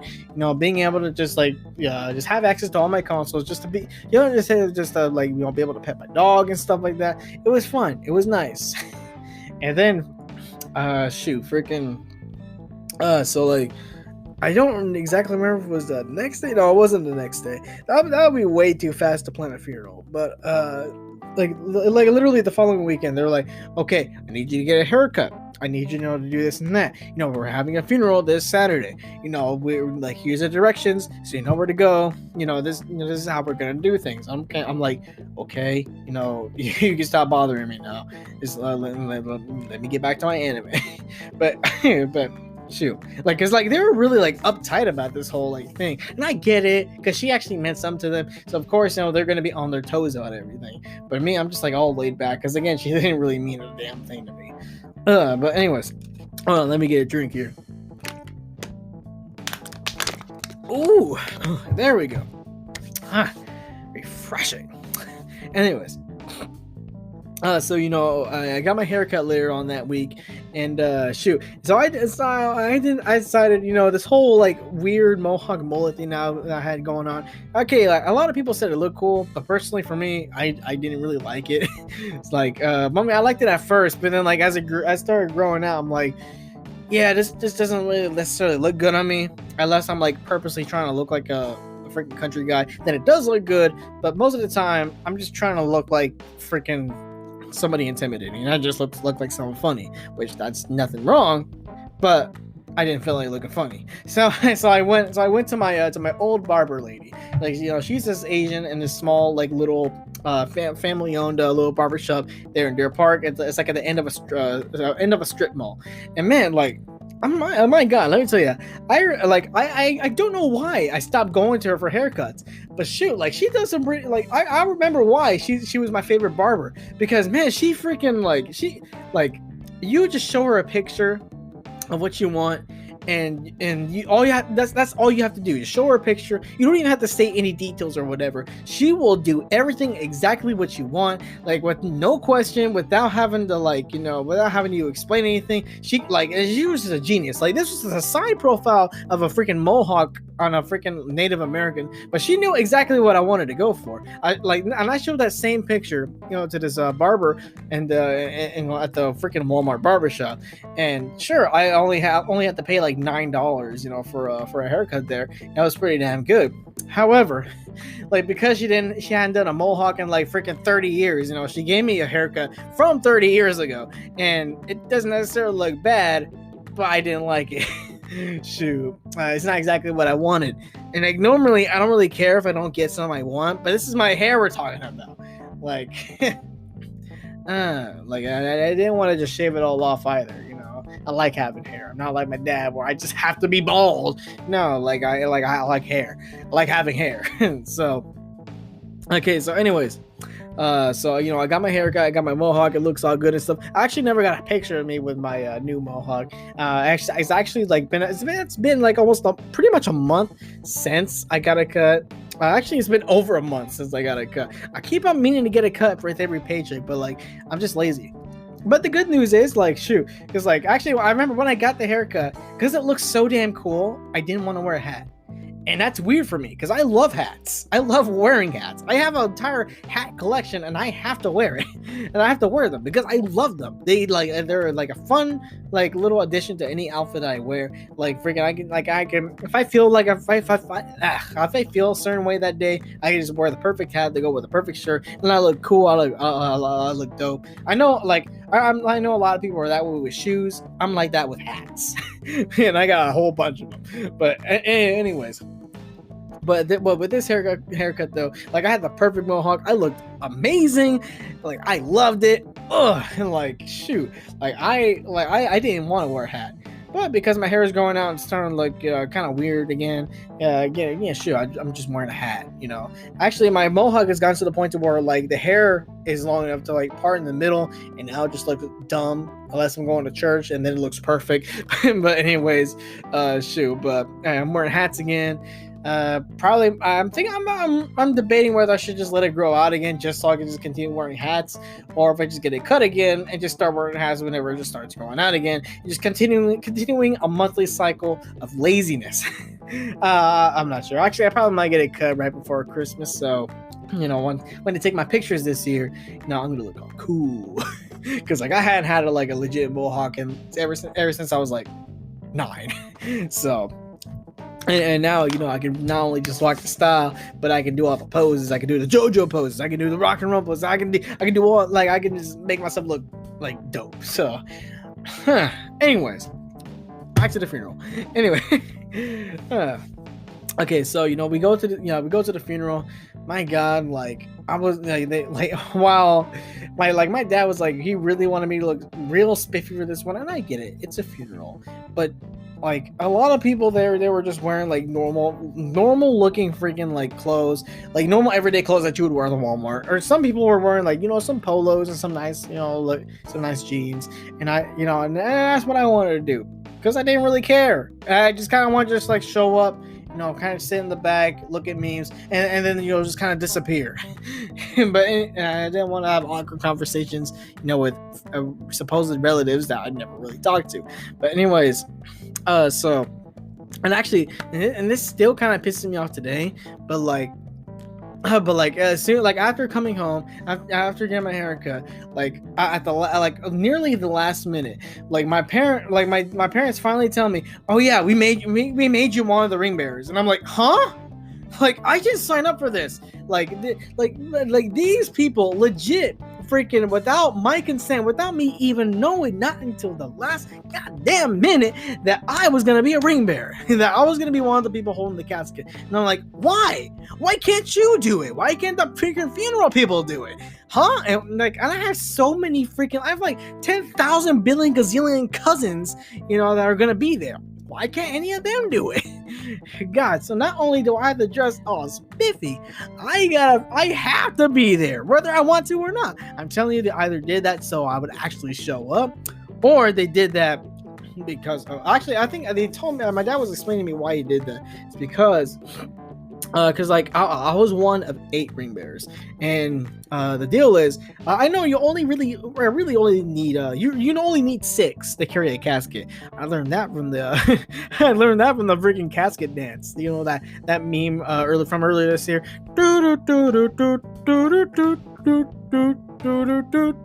Okay, yeah, I'm getting off topic here, but anyways. Yeah, like, you know, I learned that you only need 6 people, you know, to carry a casket, you know, so I'm like, why do we need 8? It's not even that heavy. But then, like, my dad was explaining to me how one of my overly fertile, oh god, hold on a second, okay, one of my overly fertile relatives, who, again, one of them who has like 1,300 kids on her own, freaking, like, instead of, like, appointing one of her sons to, like, hold the casket, no, it had to be all of her sons. And not only that, like, God, like, it had to be all of her sons, and, you know, and for some reason, and actually, I think, and then my grandpa, he wanted to hold it too because it was his mom, and I get it, but, like, he's not a weak old man. He can carry the casket. But for some reason, he made me his representative. I'm like, huh? I'm like, it's your mom. You don't want to carry your mom's own casket. I mean, nobody wants to, but come on, it's your mom. Shoot, I know, even if I'm an old man, I'm gonna freaking carry my mom's casket. Why she doesn't want a casket? Like, she told me many times she doesn't want a funeral. She wants her body donated to science. And okay, yeah. I'll respect that. But anyways, but still, point being, that's your freaking mom, bro. You're not gonna carry your own mom's casket? Huh? And this dude loved her to death, so quite literally. But anyways, so I'm over here and this is a small, tiny, insignificant detail, but I was forced to wear blue jeans. Okay, I maybe sound like a fashion geek or a girl, but I'm gonna make my little rant here.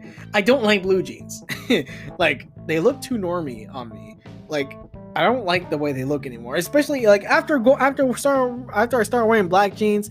Shoot, I like the way these look on me better. I think I look 10 times better with these on, and plus and they're good. I can wear them casually, and then if I actually need to go somewhere formal, I can still wear my black jeans and still look freaking fancy or whatever I need to look, But then this is a funeral, so I'm like, black is the perfect color to wear. But then they're like, oh, everybody has to wear blue jeans. I'm like, why? Because I'm like, well, because you know how our family is. They like to be informal. They don't want to wear dress clothes. You have to wear dress clothes, but they don't want to wear dress clothes, so they won't have to. Because they are them and we is us. But we have to conform to their dress code. So you gotta wear blue jeans. I'm like, oh, fuck. But anyways, let's see. I didn't actually say the word. I said fuck, and then it went I didn't do that intentionally. No, I kind of choked on my own tongue. But anyways, I'm losing my voice. So I'm gonna take a little break after the segment ends. But anyways, so I was the ring bearer, and actually before they're in the actual viewing part of the funeral. Man, I was literally just sitting there in the very back. Because my parents weren't around because they didn't show up yet. And actually, let me tell you about the arrival. God. So it makes me pissed off that first, they make me a ring bearer without me knowing, without my consent. And not only that, I only had 2.5 hours of sleep that night, because I'm like, you know what? Oh shoot! All I gotta do is just wake up at this time, and because I think the whole funeral started around 10:30, and I'm like, yeah. So all I gotta do is just wake up at 10, and I could be there on time. This will be great. But then they're like, no, you're a ring bearer. You have to show up early, and I'm like, huh? You literally didn't tell me this at all. Literally, I woke up to an angry mother going, get your ass up! You gotta get up right now! Mom, it's freaking 8:45. I don't care. You gotta get up. You gotta go all the way over there right now. And I'm like, okay, calm yourself. God, damn, it was just an ugly night. God, again, nobody ever tells me anything. So, God, I get it. I don't talk to y'all. But you can at least talk to me whenever it's a normal freaking, whenever it's a freaking event. God damn. But anyways, so I freaking drive over there, tired as hell. So I'm drinking 2 energy drinks, just trying to make up for the lack of sleep I got. And shoot. So I go over there. So before my parents even arrived, yeah. So they actually got I showed up.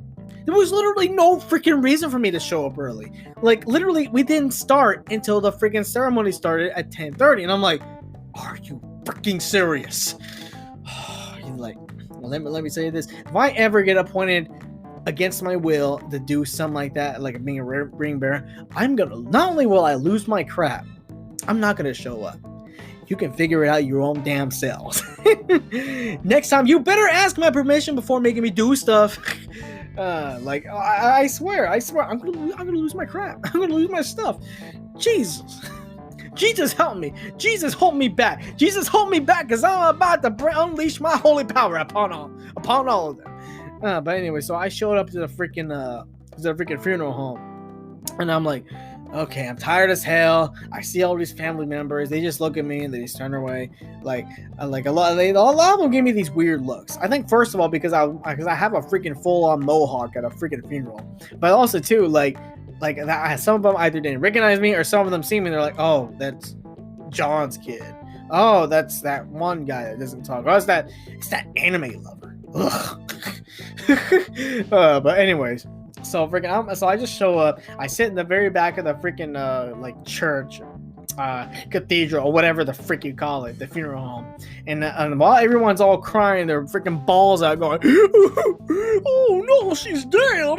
I can't believe she's dead. Even though it's 2020, she's like 1 billion years old. She's dead!" Like I know I should have more like respect for people like mourning, but come on, man, let me joke around. Anyways.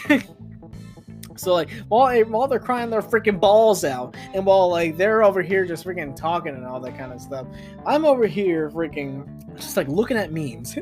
I'm looking at memes while the freaking like viewing's going on, and like I forgot which meme it was. Actually, yeah, I remember the meme now. So like it was a stupid meme where like okay, I don't exactly remember. I know I still have it on my phone, but I'm not gonna take the time to look at it right now. But so like, it was a funeral meme. So like, I think the meme said something like, you know, me and my funeral. Well, my girl says she's gonna start dating this other guy. Me crawling out of my casket as soon as I hear that. It was like one of those stupid freaking memes, and I bursted out laughing so freaking hard. Everybody in the damn like place just started looking back at me, and I'm like, oh shoot, oh yeah, I forgot, I'm at a funeral. Everyone is actually sad over here. God. So there's that. But anyways, so yeah, so aside from that, the rest of the funeral went pretty pretty standard. You know, me and the freaking 7 other guys, we carried the casket to the car, and then when we got to our freaking plot, so we carried it out of the car, we brought it to the hole, and then we just did the whole funeral stuff. Now, it's a couple things I find funny. So first thing that I find funny was that you got all these damn Mexicans here, mourning over a Mexican grandma. And then you have just the whitest pastor, like, just ever. Just looks so out of place. And he's just freaking saying, like, oh, well, and Jesus says, in 1 Thessalonians 45 something, well, the dead shall rise and go to heaven someday. And I'm like, I mean, again, there's nothing wrong with what he's saying. Like, it's all, like, legit, no? It just seems so out of place, though. And I'm like, huh? Like, I get it. Like, apparently that was her pastor and all, but like, I like, just looking at that just made me like, it made me chuckle a bit. I try holding back, man. Like, God, like, again, I truly see, yeah, like how it is to like not truly care at a funeral, because like I'm just looking at everything from like, what was that? What's the word? Not sadistic, but just from like a stupid point of view. I don't know. Well, lack of words. I got like a few seconds left of this freaking what you call it? I got a few seconds left of this segment, so I think I'll explain the next thing, and the other. I'll continue everything in the next segment, because I really do need to rest my voice. Whew. All right, here we go.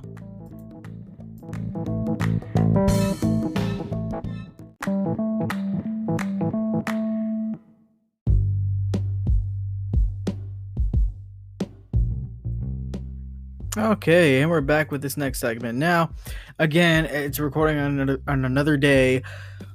Dude, I'm just going to put like a disclaimer at the freaking beginning of this podcast because like, man, I'm recording on a bunch of different days. That's because things have been really busy.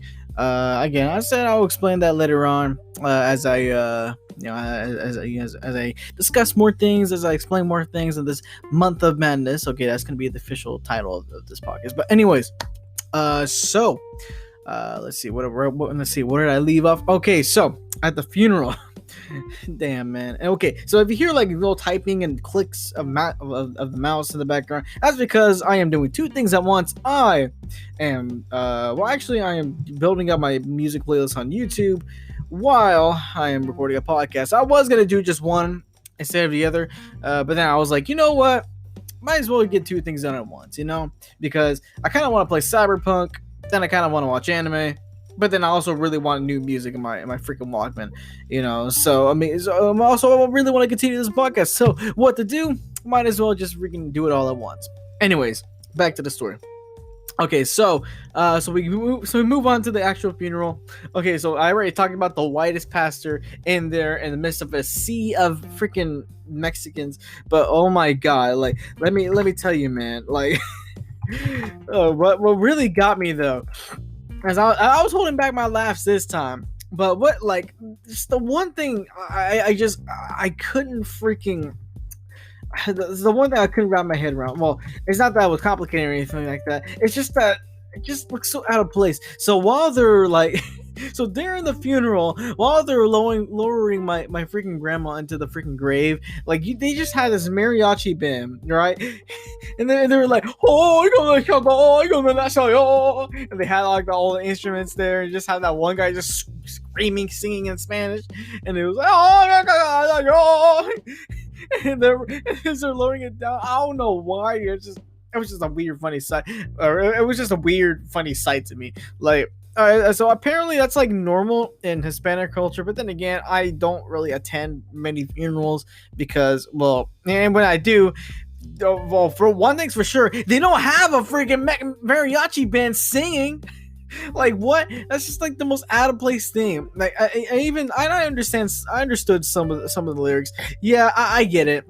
I know it again, it's meant to like go with what's going on, but then like, I don't know. I just never heard of anybody freaking having a damn mariachi band playing while like someone's getting buried or during a funeral. Like, it's like if I hired like someone, I don't know, like Bryan Adams, and if I hired Bryan Adams, he was just singing one of his sad songs, freaking during my funeral, or whatever. I mean, I don't know. It just seems kind of out of place.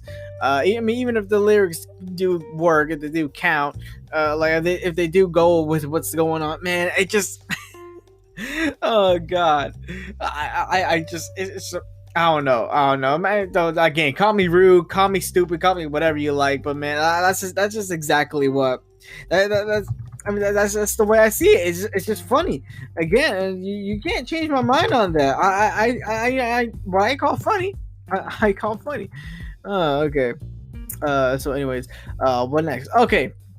So after the funeral was said and done, I didn't really have any other plans. Well, one thing's for sure, I just wanted to get out of there. Again, I was forced into there. I was signed up to be a freaking pallbearer, against my own will, without me even knowing to the last freaking minute. And and so, man, like my main objective, and again, I didn't really care about any of these people here. I was not going to say about any. I mean, of course, there are some family members that are there who actually genuinely cared about. But you have my super old grandma who I never talked to. Yeah, like again, I just didn't care. There was also a whole bunch of strangers too that I saw there, and I'm like, I don't want to be here. I'm looking, and I'm over here just actively just looking around for the first opportunity, for like the quickest opportunity to get home. Now the thing is that at the funeral, like at this church, the church that was taking place at, it was kind of weird. See, apparently they have so many freaking grave plots that like it has to go beyond their initial property, because because then you have the funeral home, you have all these graves all around it, but then like you have to go like across the street, through a neighborhood, and over a freaking river just to get to another property that's owned by the freaking funeral home, where it continues all these graves, and it's looking pretty damn full too. And it's like, damn, man, how many dead people can you harvest? When I think about it now, I mean, if you just like buried them vertically, you would have so much room for more dead people. It sounds kind of morbid, but hey, I mean, I'm trying to come up with ideas here, man. You're literally having two entire pieces of property just for dead people. You know how many convenience stores you can open with that? Nah, I'm just playing, but still, Damn. But anyways, my car was parked right next to the freaking cathedral, whatever it is, and I'm over here across the freaking neighborhood, across the street, across the neighborhood, across the damn river, and I want to get to my car. And now, the way how I got to the got to the other side of the freaking property was my mom, she was there. She had my sister, she had both of my other grandmas who live with me, and and then she took me in her car across all that, across the great journey, across the journey. And I'm over here thinking, okay, how the hell am I gonna get to my car? So I'll pull up my freaking GPS just so I can find out like what's the best route for me to get back to my car so I can get the hell out of here. Freaking, it was gonna be like a freaking like 14-minute walk, but I was like, you know what, screw it, I'm just gonna go. But then like that's when my mom steps in. She's like, okay, you know what, yeah, let's go home. I don't think she knew what I was plotting. I think she just she was just genuinely ready to go. But still, yeah, like yeah, that's how it was, man. That's how it was. So we got out of there, and so what happened later that day was actually well they were planning everybody else in my of my household, they were planning on just going to the after party with all my cousins and stuff there, and they were just gonna do whatever. And for me, again, I didn't want to be there in the first place, man. I'm already freaking like just still mad, still angry that I just had to go there and stuff like that. Again, like I like if I'm somewhere where I don't want to be, don't expect me to have a freaking good mood. Don't expect me to be happy or whatever. Don't expect me to comply with whatever you want to do, because obviously, man, like when you get me angry, I become selfish. Okay, but anyways, so after after my mom dropped me off back to my car, I took my car and I zoomed all the way back, home.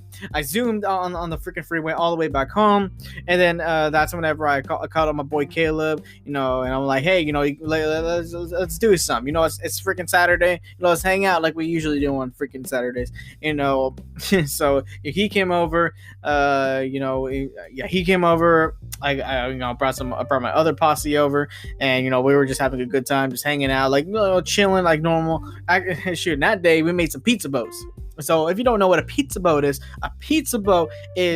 basically just you get a long freaking piece of bread, and we even went all the way to HEB, and we got all the ingredients. It was cool, but basically you get those long pieces of French bread. And you cut them up into end of you first of all you cut it in half to where like each half when you vertically you cut it in half vertically until where where you open it up, they look like long like canoes, but then you cut up those canoes into pieces and you got mini boats, and then on top of those boats we put the sauce, put the ingredients, put the cheese, put the meats. Man, and they came out pretty damn good too. I wasn't expecting them to come out so good. Shoot, and not greasy. Man, they came out just like perfect out of the oven. Oh man, they were so good. I might actually make some myself. Of course, not right now because I'm making a podcast and I'm doing music stuff, and well, I don't have the ingredients on me right now. But anyways, so aside from that. So again, we were making the pizza boats. After that, I went to go visit my girlfriend, on her lunch break. Then we came back and we were just chilling, having a good time. But then my parents come home, and my dad, when he walked into the front door, I could tell he was pissed. Damn, be like, hey, I'm a serious man. Just by looking at his eyes, he was pissed. And so so he's like. So he actually calls me on my phone. He's like, hey, can you break away from your friends real quick and come down here? And so I go downstairs, and I already knew that, like, okay, look, I get it. Ooh, I was already mentally preparing myself. I already knew that. Well, I mean, if I was still a minor, if he could still ground me and stuff like that, I knew I'd be in trouble. But I knew I wasn't necessarily in trouble. I knew that I was in for a freaking lecture, for like a 30-hour lecture or something like that. And freaking, damn, man, it's So I was already preparing myself. I was already thinking of stuff like, oh, well, why did you come to the after party? Why did you come see all these people that you don't really know anymore, but you're blood related to, so you're obligated to come see, instead of these people who you're actually close to? And, oh no, man, I was just ready to freaking. take it all in. But he calls me in. He's a lot more tame than I expected. But basically, he asked me, "What are your priorities?" And obviously, I knew what he meant. My priorities, I see, he's seeing that I prioritize seeing my friends over seeing a bunch of family that I don't even know anymore, that I don't really care about, and just really just spending my day off the way I wanted to spend it. And he really doesn't like it. And we had this long discussion, and basically yeah, he chewed me out for what I'm doing or what I did. And he didn't like me. He didn't like it one bit. He thought it was stupid. He thought it was foolish, and he just didn't like it. He was like, "Man, you should have been there." And we talked to the same usual people that we always talk to. Your grandma and your cousin. They're doing all right, and they're not changing because they just live the same lives, except they just have more kids now because they don't know how to put a condom on. And I'm like, okay, like, what do you want me to do? What do you want me to do? Start just caring about these people that I don't even know? I mean, it's not that I don't want to know them. It's just that I don't care. There's a difference. Again, it sounds bad, but again, though, when you become a complete stranger to me, unless like you're gonna be more active in my life, unless whatever, I'm not gonna care. I'm being just straight up dead honest here. I am not gonna care. My God, but I didn't say that to him because I already knew how emotionally charged he was. Because again, he was actually unlike me, he was actually like legit sad about about my grandma's death, and I'm like, look, I mean, I didn't say this either, but I'm like, look, man, in my mind, I'm like, hey, look, I don't really care about this whole situation, man. I was dragged into this, and y'all made it a big deal, thinking that I thought this was a big deal too. But to me, it was more of an inconvenience. But I mean, I'm just gonna let you have your little rant. I'm gonna let you have your little crying session, and so you can let me free, and I can just go back to do what I'm doing. But then he's over here just like talking for hours and hours about all this stuff, and basically, and I was just there, just taking it all in, kind of zoning in, kind of zoning out, whatever. Only tuning in to whenever I actually need to answer a question. But then like there's this one thing that he said, that kind of got me riled up a bit.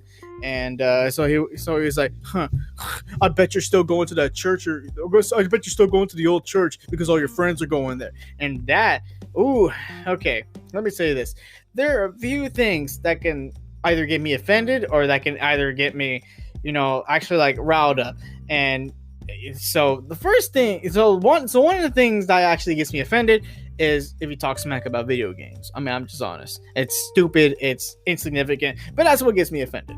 Like if you say, "Oh, video games are causing all this violence. Oh, we need to cut them off."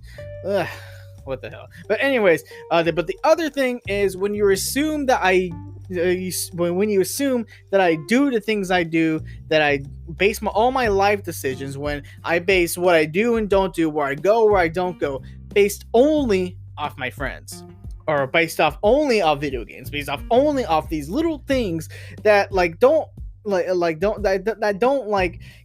guide me in my life, that don't like. Let me come up with an example. Again, like that freaking church thing, like saying, "Oh, you're only there because your your friends are going there." And I was like, "Okay, look, I get it that you got butthurt, yeah, or no, I didn't say that. I said something like, okay, yeah, whatever. First of all, every word you just said was not true, and secondly, like." Well, like at least I didn't leave and go to a whole different church just because I got butthurt by this one dude that I could just easily ignore. But then he started getting in on it too, and but again, like it was just one thing after another. Basically, he was just emotionally charged, and I'm over here just taking it all. But then, whenever he finally comes to something that actually, grinds my gears, I just went and responded. Like I didn't mean to respond, but I mean, honestly, whenever he goes assuming, whenever he just goes off assuming things, I get real damn pissed. And basically the whole dramatic conversation kind of ended off with, look, it's not like I don't even know you anymore. And to an extent that is kind of true. I mean, think about it. I'm up here in my room all the time. I don't go downstairs for anything. I only once a day, so it's not like I do really go down to eat dinner. Actually, by the time they're making dinner, I'm either out or I'm having dinner with my girl, or I'm already eating somewhere else. Freaking like I'm freaking. And during normal times when I'm actually like working the 2 p.m. shift, man, I don't wake up. I don't wake up until like, oh, I got a ring. Anyways, I don't wake up till freaking like the afternoon. So I sleep in the mornings, so I don't eat breakfast with them. I don't even eat lunch with them because, again, on my days off, I typically, unless like I'm just with my friends, I don't eat because I'm not hungry. Unless we actually go somewhere, or unless I actually make something. Yeah, okay, but most of the time, like, I'm just not downstairs. Like, I got everything I need up here. I got a toilet, I got a microwave, I got ramen, I got everything. I got everything in my room. Basically, there's no need for me to go downstairs. And therefore, he did make a good point saying that, yeah, he doesn't. It's not like, it's like he doesn't know me. It's like I'm a different person. And yeah, I mean, that's okay. Just checking the time here. Just it. Yeah, that's pretty much it. But let me break it down here. Okay, so after graduation, and after I started working at Walmart, and from 2017 all the way to now, lots of changes have happened. Well, mainly in my own life, mainly in the way I perceive things and such. You see, back when I was going to school, back when I was going to freaking high school and stuff like that, we pretty much, we spend all our time together, freaking. Because I mean, if I wasn't doing homework, if I wasn't going to school, I'd just be with the family. We'd be doing stuff. But that doing stuff was mainly just church things. It was mainly just, oh, this person at church needs help doing this. Okay, let's all go. Or the church is doing this tonight. Okay, let's go. Or hey, let's go to youth group. Hey, let's go to church. Hey, let's go. Let's go to your school because your school says they're doing something. Yeah. And really, it was just all like, church. It really wasn't anything else. And because I was just so much around it, I mean, I didn't because we were so much around it, we kind of just grew into it. And the people that we became, being surrounded by those environments, we just became, and then we knew it, and then these were the versions of ourselves that we knew.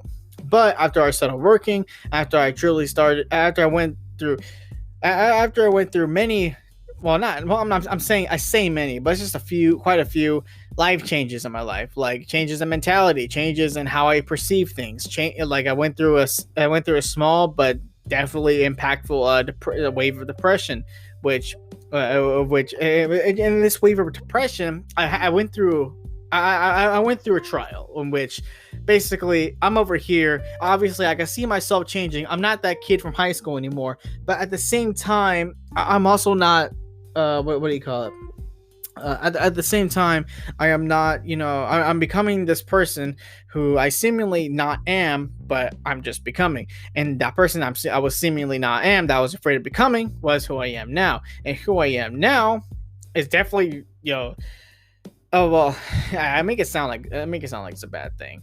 But basically, what I was afraid of becoming is basically my own person, because again, like I was going through a change, because in this new adult life that I'm having to go through, I'm having to adjust. I can't just go in with this church kid mentality. I have to grow up, like not just physically but mentally too. Like again, this isn't school. This isn't freaking church. This is the real world, and so I have to adapt. I have to adjust. I have to become my own person.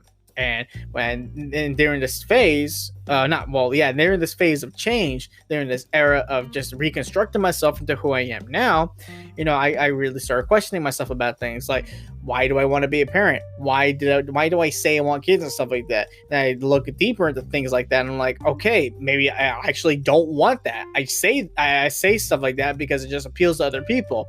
But it's not. But my life. This is my life. I'm not appealing to other people. If I'm appealing to anyone, it's Jesus. But other than that, I'm not appealing to anyone else. and and shoot, yeah, okay, I stay awake a lot. I stay awake at night. I sleep through the morning, but I wake up, go to work, get my stuff done. Okay, maybe people think I'm a degenerate because I'm staying up past freaking 10 p.m. or because I'm not waking up at 7 in the morning. Okay, whatever. I mean, you do you.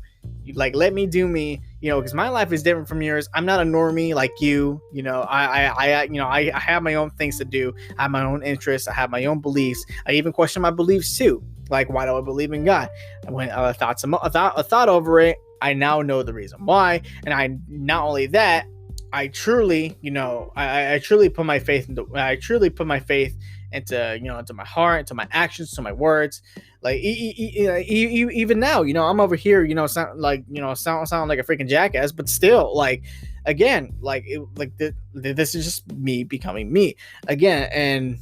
And during this whole phase of time, like, I mean, communication between me and not just my father, but my family in general. Like, we hadn't been, talking as much because, again, I'm over here doing my own things.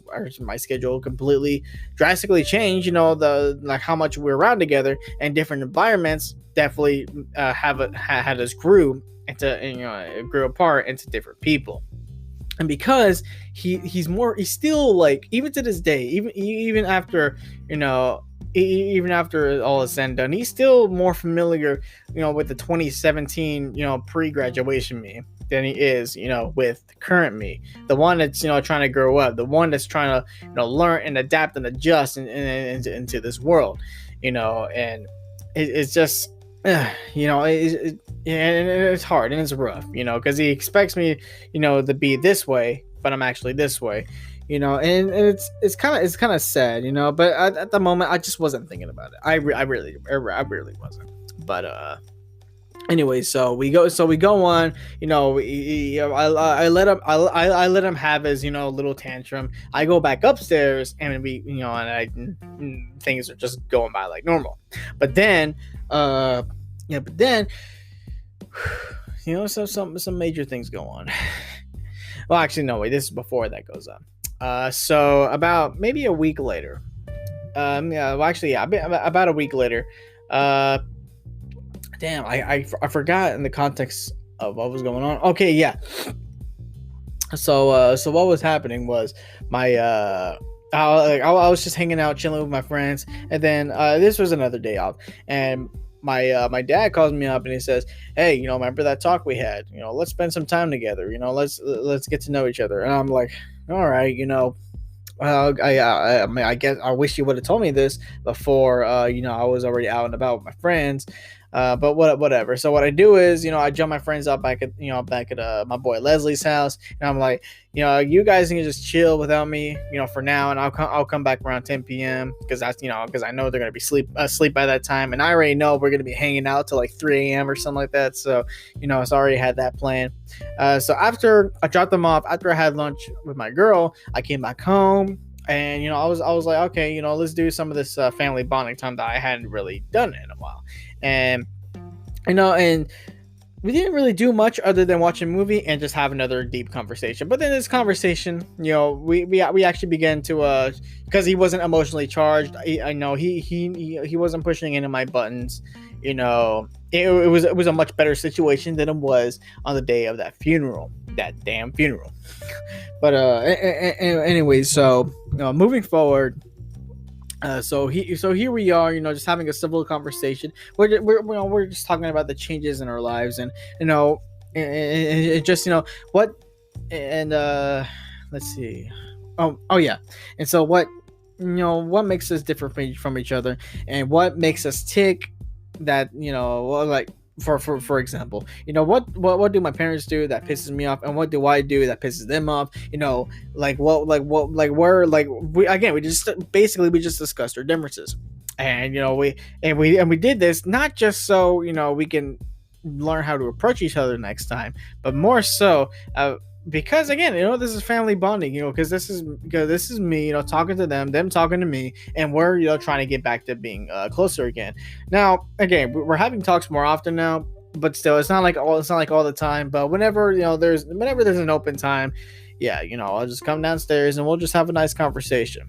But at this point, yeah, like they were telling me a lot of stuff, how, yeah, like, and my dad says, if he still had the ability, to control me, he has the desire, but if he still had the will to control me, and make me do what everything they wanted to do, he definitely could, and he definitely does want to, but he knows I'm an adult, I'm becoming a man, and that he can't just treat me like a child, he has to let me do, yeah, he has to let me do what I do, and if I make a mistake, I gotta learn from that mistake. Makes sense. And my mom was telling me stuff, how, yeah, and there's also an honor system that goes on here. Again, because I didn't necessarily care about what was going on during this funeral here, I gotta honor the fact that, and even the Bible says this too. Like, hey, weep with those who weep. Honor your mother and father. Honor the fact that your parents are weeping over this person that, although you may not care about, and although she may be blood related to you, she's no more than a stranger, a religious stranger at that. Just bear with them. Just bear with them. Because you don't know where they're going through. I mean, you know what you're going through, but you don't know what they're going through. And my mom even mentioned my other grandma, my grandma Libby, who lives with us, her mom, and she was saying, yeah, like, there's many times where she does she does stupid things, or she won't eat right or whatever, and there are many times she wants to just tell her stop. And she suggests some things, but she can't command her her mom to do something, because that's her mom. As her mom, even though my mom herself is an adult, my mom can't control what her mom is doing, and vice versa. But because my grandma is her mom, again, she if she doesn't like what something my mom is doing, yeah, stop that. I forgot where I was going with that, but basically, we just talked a lot about honor, and okay, honestly, yeah, about that part, I think it was because I said something like, well, even though my mom hasn't necessarily said this in a while, but anytime you get in an argument, it seems like she would never listen, and the only thing she would ever say in an attempt to just win the conversation is, honor your mother and father, and I told her, just like a dull sword, or just like a sword, if you keep using it, but if you don't sharpen it, you don't give me any, you just don't back it up with anything, it's gonna get rusty. It's gonna not be so sharp anymore. And I even told her that, and she was going on with that. In this next segment here, I'll go ahead and explain what else we talked about. It's not too much more, but I'm seeing that we don't have too much time left, so let's go on.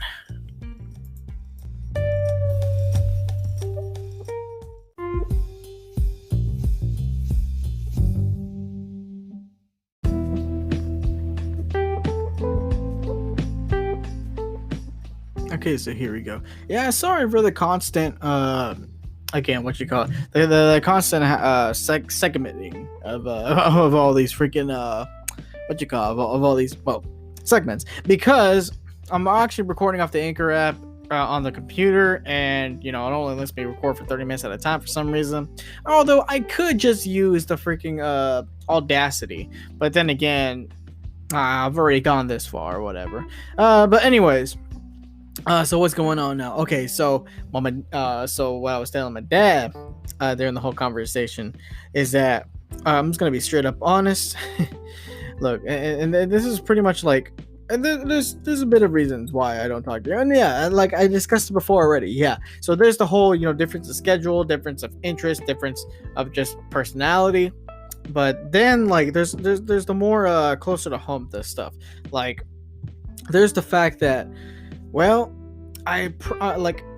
so here's the thing, it's one thing for me it's one thing for me to go talking to you, but it's a whole nother thing for you to come talking to me.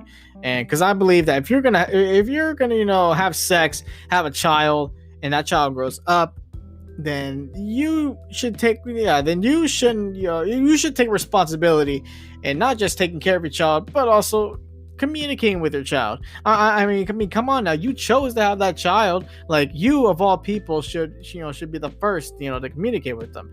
And just because they grow up and have a life, all of a sudden they don't talk to you. You shouldn't get mad at them, for that. You shouldn't just scold them any chance you get. And that's how I kind of feel how it was with my dad. Because like I felt like the only times he would ever like, call my name, call me, or tell me to come downstairs or something is for either one of two things. Either he needed me to do something, or he just wanted to yell at me for some reason because oh well why you wear hats all the time? Why are you wearing black all the time? Why do you gotta make weird jokes that I don't get? Why are you liking all these memes that are just dark humor? Like, that's not funny. That's not funny. Why do you say that giant tent is that homeless guy's mansion? That's not funny. Like, I don't know. It's just again, like and I feel like there's always just finds something to scold me at. Now he tells me all the time, son, I'm proud of you, but that seems that's more shallow.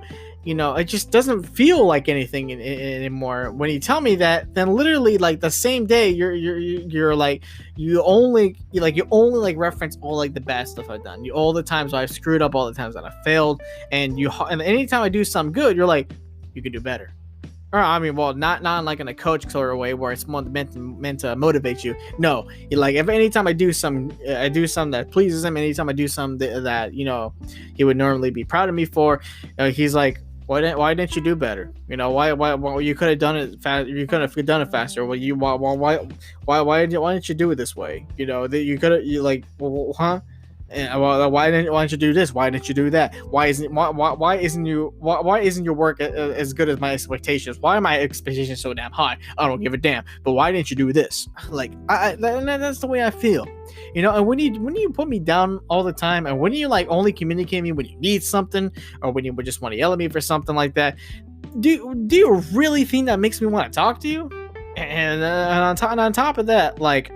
Again, and this goes for everybody. Like, anytime they want to talk to me, it's just about annoying things. It's just something that just like like just waste my time, give me an inconvenience. It's just I don't know. I just got fed up with this, so I just stopped talking to them, like just altogether. Unless like I absolutely needed to. And I explained this to him. He very much understood it, and even to this day now, he's making amends, to not be so much like that. And I'm glad that we had this conversation because we're getting somewhere. Okay, yeah, so they're acknowledging the fact that I'm not your freaking what you call it 17-year-old son, who's just always with you at church and school or whatever. I'm an adult, I got my own life, and I'm definitely not your freaking 20-year-old daughter who's just always out freaking home, because she doesn't go to school or work, and just does everything with you, just like as if nothing changed since high school. Yeah, again, I go out, I go to work, I do all this stuff. When I get home, I'm tired. I just want to chill in my room, and usually that's late at night because that's what I don't get off from work till then. And by the time you're asleep, I'm awake. By the time I sleep, you're awake. It's like seemingly they're just finally accepting, all the differences that we have, and just focusing on, what can we do better, just bond ourselves, better. Sorry for the stupid lack of words, but I'm not a poet. I'm not a thesaurus. But anyways, so we got that settled off, and and actually, this was kind of chilling actually. So we go on. And so after we have our conversation, I go off and talk to my grandma Libby. She's just chilling in her room. And here's a little thing with my grandma Libby. She's my mom's mom. She made a huge impact in my life. Always being there for me. She was like a second mom to me. And she taught me a lot of things. We had a lot of fun together. We had a lot of good times, bad times, beautiful times. And let me tell you what, man. And this, this is whenever things start going kind of spooky, if you will. It's kind of cold. So over here. And if I knew this would be the last time I talked to her, I would have definitely made it a lot better. But I was just tired at the time, and so I go off and talk. So I go off and talk to her. Oh yeah, and this is a different day from the conversation. I don't know why I made it sound like it was on the same day earlier, but and so I'm talking to my grandma. She's on dialysis, and now she's on dialysis. Because a lot of things inside are just not working right. She's always like for like the longest time, like for nearly 40 years, she's only lived with one kidney because the other one failed, and this other kidney's starting to fail, and so she needs to get on dialysis. She needs to be on the machine every night, and it's not pleasant. It's not fun, and it just there's a lot of things going on. She can't, and a lot of blood's going, or too much blood is going where it shouldn't be going. Like, it's going all the way to her feet. Her feet are just getting swollen. She can't work. It's hard for her to get up. It's just a lot of bad things just going on with her right now. And she's just chilling in her bed, watching watching Disney Plus. And in our last conversation, it was. Let's see, what's the word? It was a very mundane one, but damn, like, if I knew that this would be our last, I would have made it so much more. I would have made it so much more meaningful.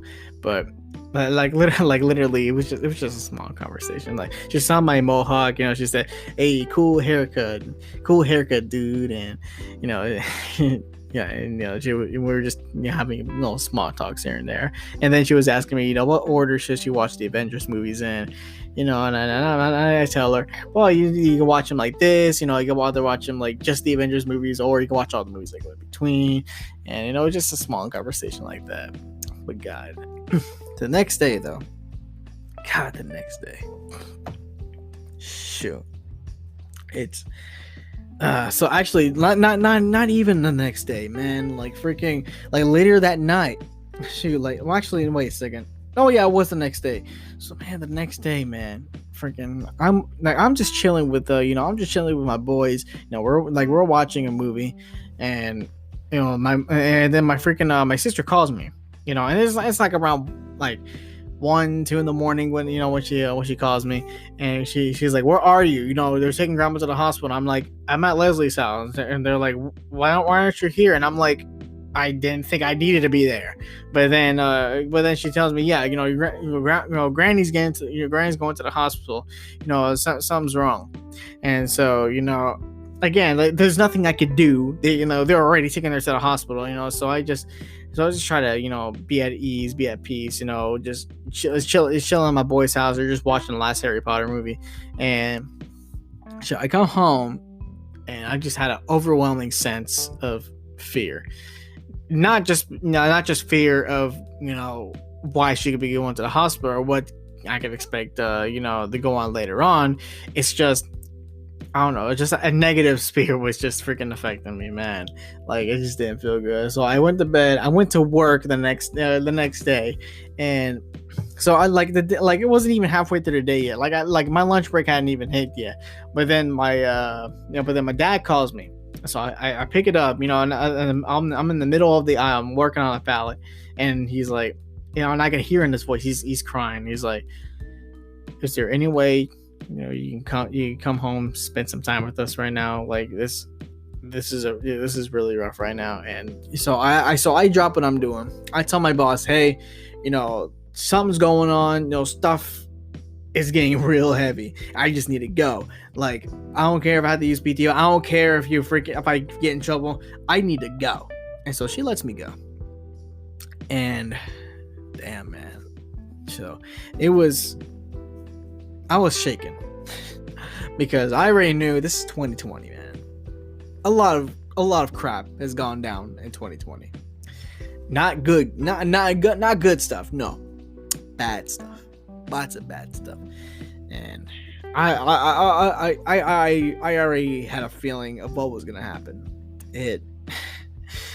Yeah. So I just had this overwhelming sense of fear. Like I could barely breathe. I couldn't eat. I couldn't drink anything. When I got home, I was just on the couch, frozen, feeling as if I don't have a heartbeat, just frozen, sitting there, looking into a blank space, just lost in my thoughts. It's like a computer error went off inside me. I just couldn't do anything but except wait for either the inevitable or the hope of something good that'll happen. But I already knew that nothing good was gonna happen. And I say that because, I had this feeling. I had this feeling. And actually, it wasn't just any feeling. I feel like it was a God-given feeling. Like, again, it's weird because God doesn't do anything negative. Like, he won't give you the spirit of fear. He won't give you a spirit of negativity. Now, at least not that I know of, or at least not from what the Bible suggests. But I do know that on the day on my dog Bella's, on her last day, she was having seizures. Some things are going wrong, and we took her to the vet, and I was in that waiting room. Man, you already put in my head and my heart. She's not gonna make it. Just prepare yourself for the inevitable. When it's officially confirmed on Earth. I had that same exact feeling on that day, just frozen on the couch. I wanted to deny it, but I knew God never lies. And it wasn't long before we got that phone call. Yeah. My grandma Livy passed away. It still gives me chills at that moment. But no amount of time could have prepared me for the overwhelming just melancholy that I felt. It wasn't fun. Honestly, it was the most that I've cried in my life, because up to that point, the only loss I have ever truly had, the only person that died who I actually ever cared about and cried over, was my dog Bella. But then this day topped it off. My grandma Libby died. Grandma who was just so close to, who was just always been there, so full of life. She passed. I can't even describe, what I was feeling. I can't describe it, man. It's just, you get what I'm saying. It wasn't good. It wasn't fun. Moving forward, we go on to the hospital later on. We see her dead body. I couldn't believe it. Even when it was right there before my eyes. I just couldn't believe it, man. It just can't believe it was happening. I can't believe it was real, but just look. Part of me just saw darkness. But the greater part of me started looking into the positives. I mean, yeah.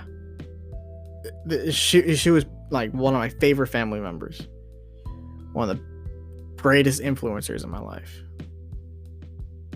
Yeah. It's hard to see any positives. But I started thinking, well, she's with Bella again. She doesn't have to go through dialysis no more. She doesn't have to worry about no kidneys, no clogged arteries, no freaking swelling of the feet, no more heart disease, no more anything. Perfectly at peace. And yeah, and the way the doctors describe how she died, it kind of made me sick in more ways than one. In one way, it's because during operation they had to revive her 4 times, and she just kept coming back and back. And they really and they really tried they really tried the best they could.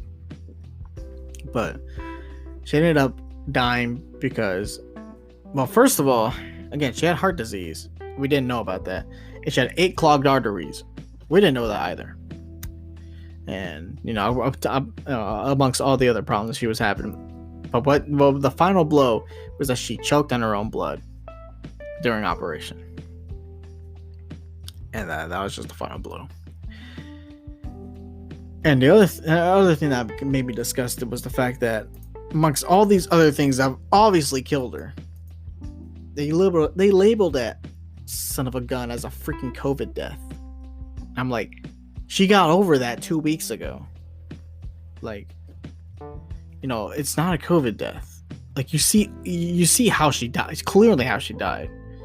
But you're gonna label it that? But I tried not to pay attention to that, at least not at that moment. I was just paying attention to the fact that physically in this room, my grandma's gone. Nothing I could do about it. Nothing. All I can do is I'll acknowledge the fact that whatever plan God had set for her, I believe she fulfilled it. And it was just her time. It was just her time. And it hurts. Even to this day, it still hurts. And I think that every time I think about this, there's always going to be a hurt that comes with it. But what can I do? What can I do? I actually made a note to her. Not the day she died. After a couple days, I wanted to write a letter to her. I wrote, "While at times I'm still unable to believe that you're gone, I have grown to accept that you are. However, you're actually not." And breaking from what I wrote, I actually wrote this after her funeral, actually. Yeah, after her funeral. And when I say that, that she's gone, but she's actually not, it's because I'm referring to the fact that, yeah, physically, in the body, in the flesh, she's dead. There's no pulse going in there. She's probably rotting in her grave as we speak. For her, the actual her spirit, her soul, is, it's not on earth no more. It's in a place beyond our understanding, beyond our reach, beyond our physical reach, because it's surpassed the metaphysical. We all know where that is. Yeah, again, I'm still unable to believe that she's gone. I've grown to accept that she is, but yet she still reigns. And I remember, when we had that funeral. We went to the funeral home, we planned it all out, and then that very next weekend, we had it. Let me tell you, it was definitely a day. Seeing her for the last time. Being able to hold her hand for the last time. Just reflect on all that she's done for me. Reflect on all life experiences that she guided me through. Shoot. And just looking at all the people that showed up, even though I didn't know a lot of them, they all knew her. Seeing some family come back. I mean, hell, I even saw my Uncle Carlos from back in my filmmaking days. I saw him, show up, which I was actually genuinely surprised. And even when I saw him, I had this overwhelming feeling. And I believe it was my grandma that gave me this feeling, to talk to him. Again, it's been 7 years, and, it's time to make up. That's what she would have wanted. Just make peace with each other. Even if we don't ever talk to each other again, just make peace. And I did. I hesitated a bit, but I walked up to him, just explain my sorrows. Just explain, what was going through my mind or going through my heart. And not only was all forgiven,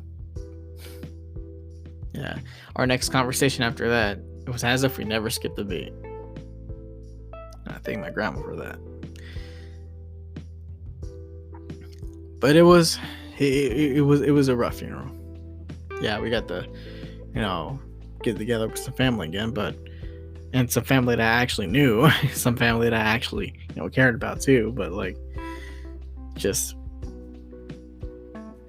this hit different. This funeral of all funerals hit different. Then again, most funerals I have been to were all just, basically a bunch of complete strangers that were just somehow, related to me. Like freaking, I supposedly had like an Uncle Fonzie. Again, never seen him before in my life, or supposedly he might have held me once when I was like a baby back in like 98, but I've never talked to him at all, since then. And then he just expected me to be super sad about this guy. But this is my grandma we're talking about. This is different. But when I saw her body for the last time, I knew what I was looking at in the coffin was not her, but merely her body. As cold and lifeless as it was. As a matter of fact, it was the first time I ever, touched a dead body. Getting just cold, lifeless, no pulse, just freezing. Because of two things. Well, first of all, there's no blood pumping, so of course it's not gonna be warm. But as well, the soul is not present, because the body is just merely a vessel for the soul. But when that vessel's empty, there can't be no warmth.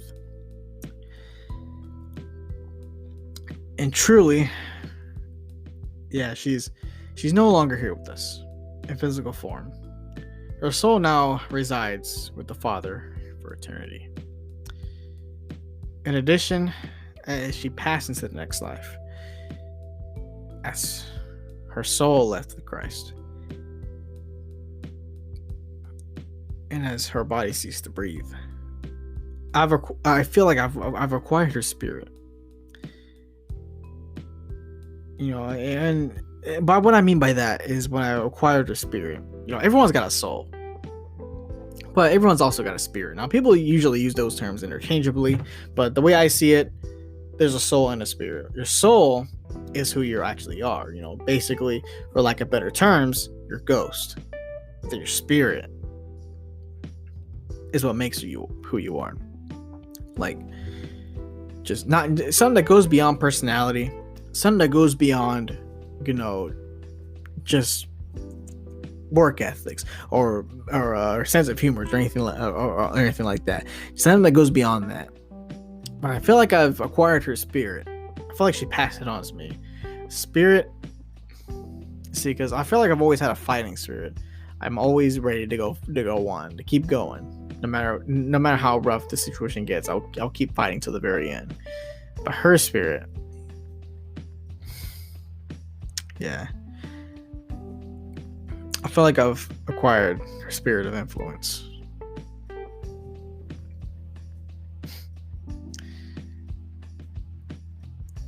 Yeah. Well, actually, I feel like I've also had like quite a kind of a spirit of influence too, but hers was different though.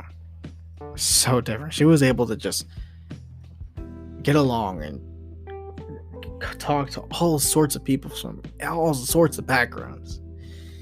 It was, it was just part of her, how she was always just so full of life.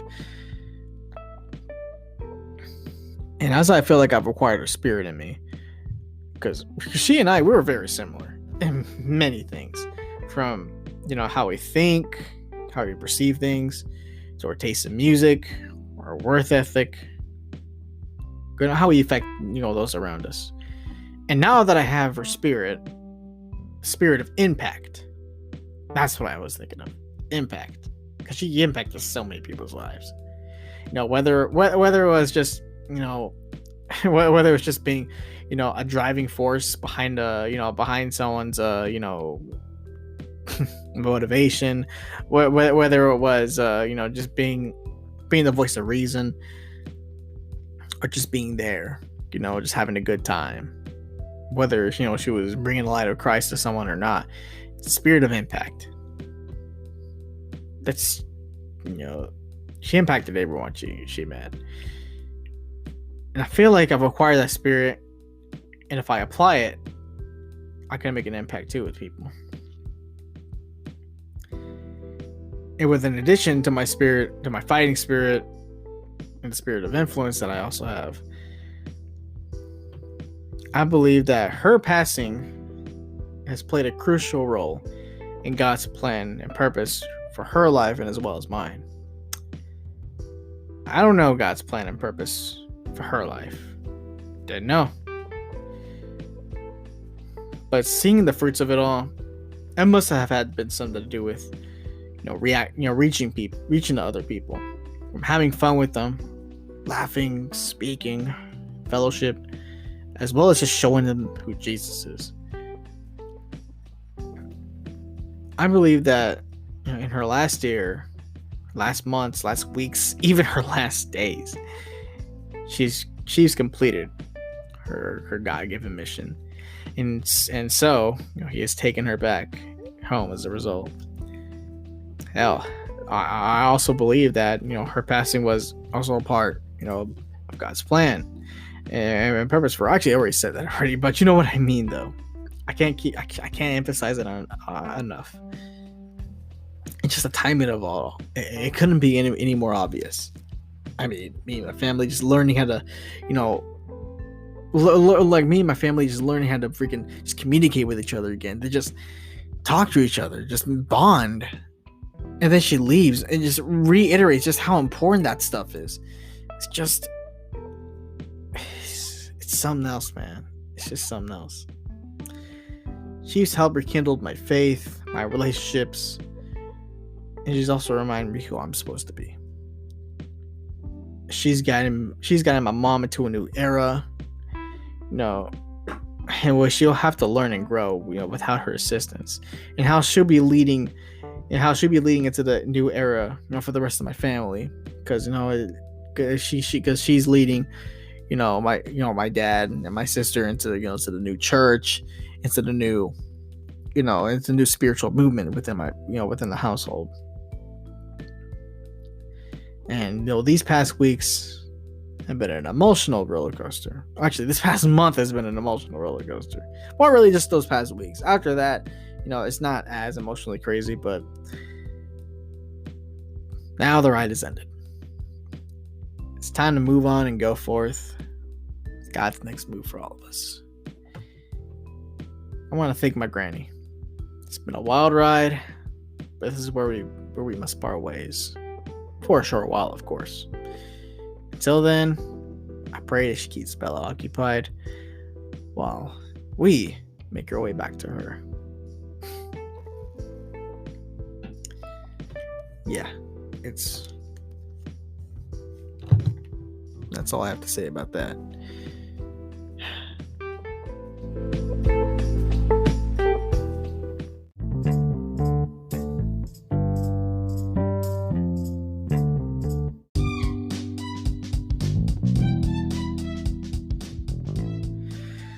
Alright, welcome back everybody. Shoot, I'm just gonna cut it to the chase here because I'm gonna be honest, man. God. I am literally recording this in 2021. Like, this means this like episode alone is inter-year,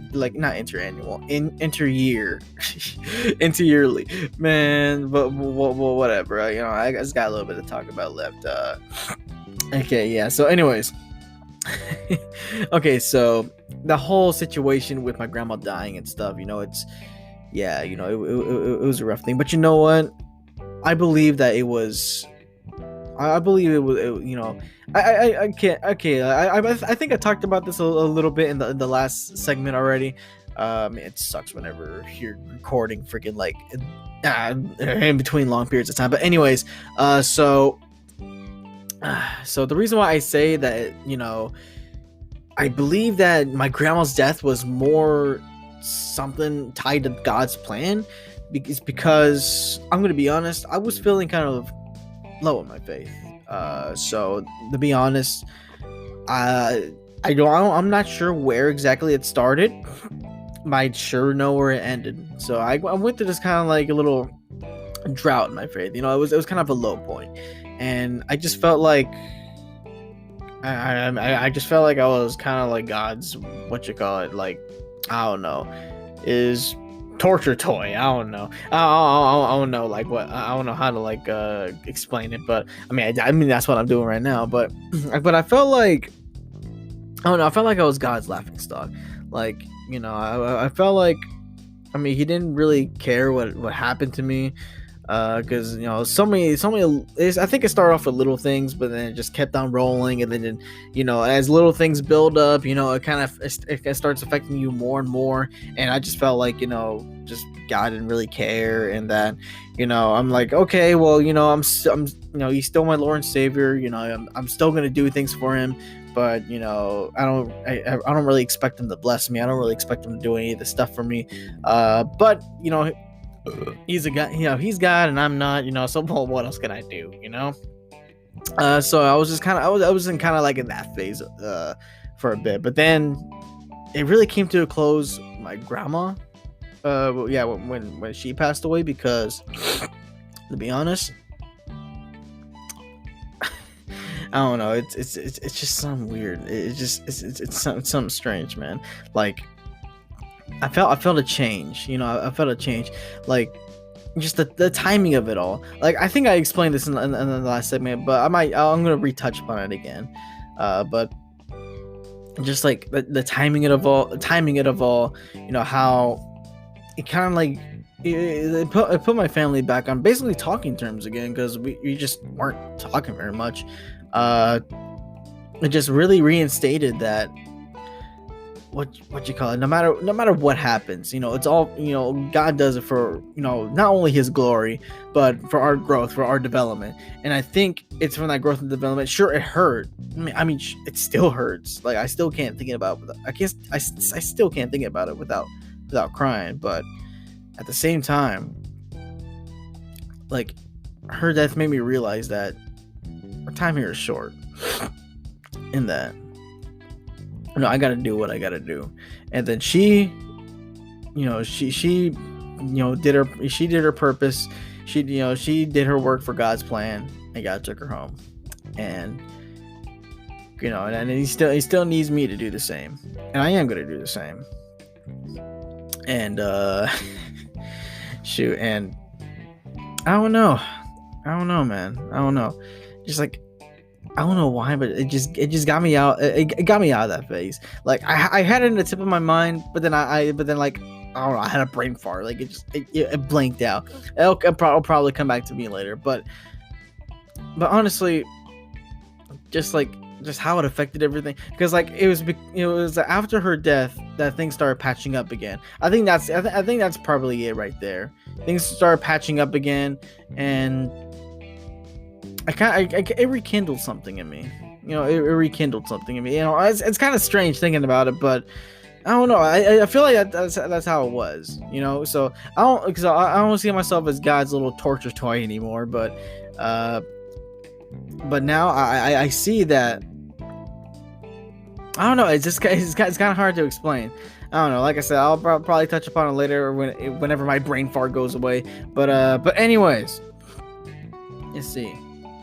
So let's move on. Let's move on to the next topic here.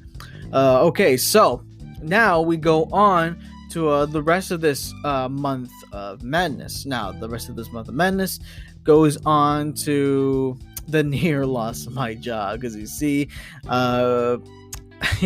here's the thing. So at work, here's what goes on. So the white, okay, like, where do I freaking begin? Okay, so when Victor came by, he came by, I wanted to spend as much time with him as possible, and I had like combining protected PTO and regular PTO, man, I had over 100 hours. So I'm like, you know what? I'll use all of it if I have to. I'm gonna spend as much time with them. And despite the fact that situation wise, I didn't really get to do that as much as I wanted, nor did he. But still, I took a lot of days off.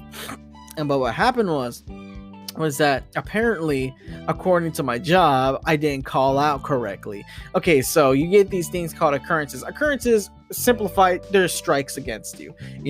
But you're allowed 5 strikes, and after 5 strikes, you're out the door. And I went from 2 to freaking 6. So I should have been fired, right? But my boss, because she likes me like a lot. I don't mean like in a weird romantic way or anything like that. No, I mean like she appreciates my work and stuff like that. So she, convinced the HR guy, to take it back to 4.5. And so I'm still thankful for her for that. But let me tell you, it's retarded the way so again, apparently I didn't call out right, and so what ended up what I was supposed to do. Actually, what I ended up doing was I just when I went on the app, I requested the hours from my protected PTO to cover me for the days that I called out on. And you would think okay, yeah, doing that, it should be said and done, right? Wrong. No, apparently it's not enough for the computer to realize, oh, he's using protected PTO he's using PTO period on a day that he's off. That can't mean he's taking the day off. No, I don't understand that. No, apparently I had to also literally call the damn phone number and literally list my reasons and all that, and as well as freaking doing it on the computer. And I'm like, that doesn't make any damn sense. You're telling me the computer can't realize I'm taking the day off? I'm using PTO on a day I'm supposed to be working. Man, I still hadn't tested it yet, but that makes me wonder, what if I did use PTO on a day I was supposed to work, and I still came into work anyways? I would get paid double or something? Or I get paid my normal pay plus whatever the freaking PTO is? I don't know. I mean, that probably would be the case, but it's retarded. You think the biggest retailer in the world would have a better operating system, but it would just have a better everything, really. But no, they're retarded. And because I didn't actually call the damn number, man, I almost lost my job. I almost freaking lost my job. And so it was freaking tough, just trying to take some days of bereavement just for my grandma's funeral and all that. God, man. So, but that was a near loss of my job. But however, so after that whole shebang, so here we go. Fast forward from basically from the last time I recorded all the way to now. So again, quite a bit of things happened. And the reason why I hadn't been sending up podcasts really is because I still needed time to just get my mind together, get my mind straight again and all that. And and plus my boss, she put me on damn, she completely flipped my schedule around. So normally my shift is I work from 2 p.m.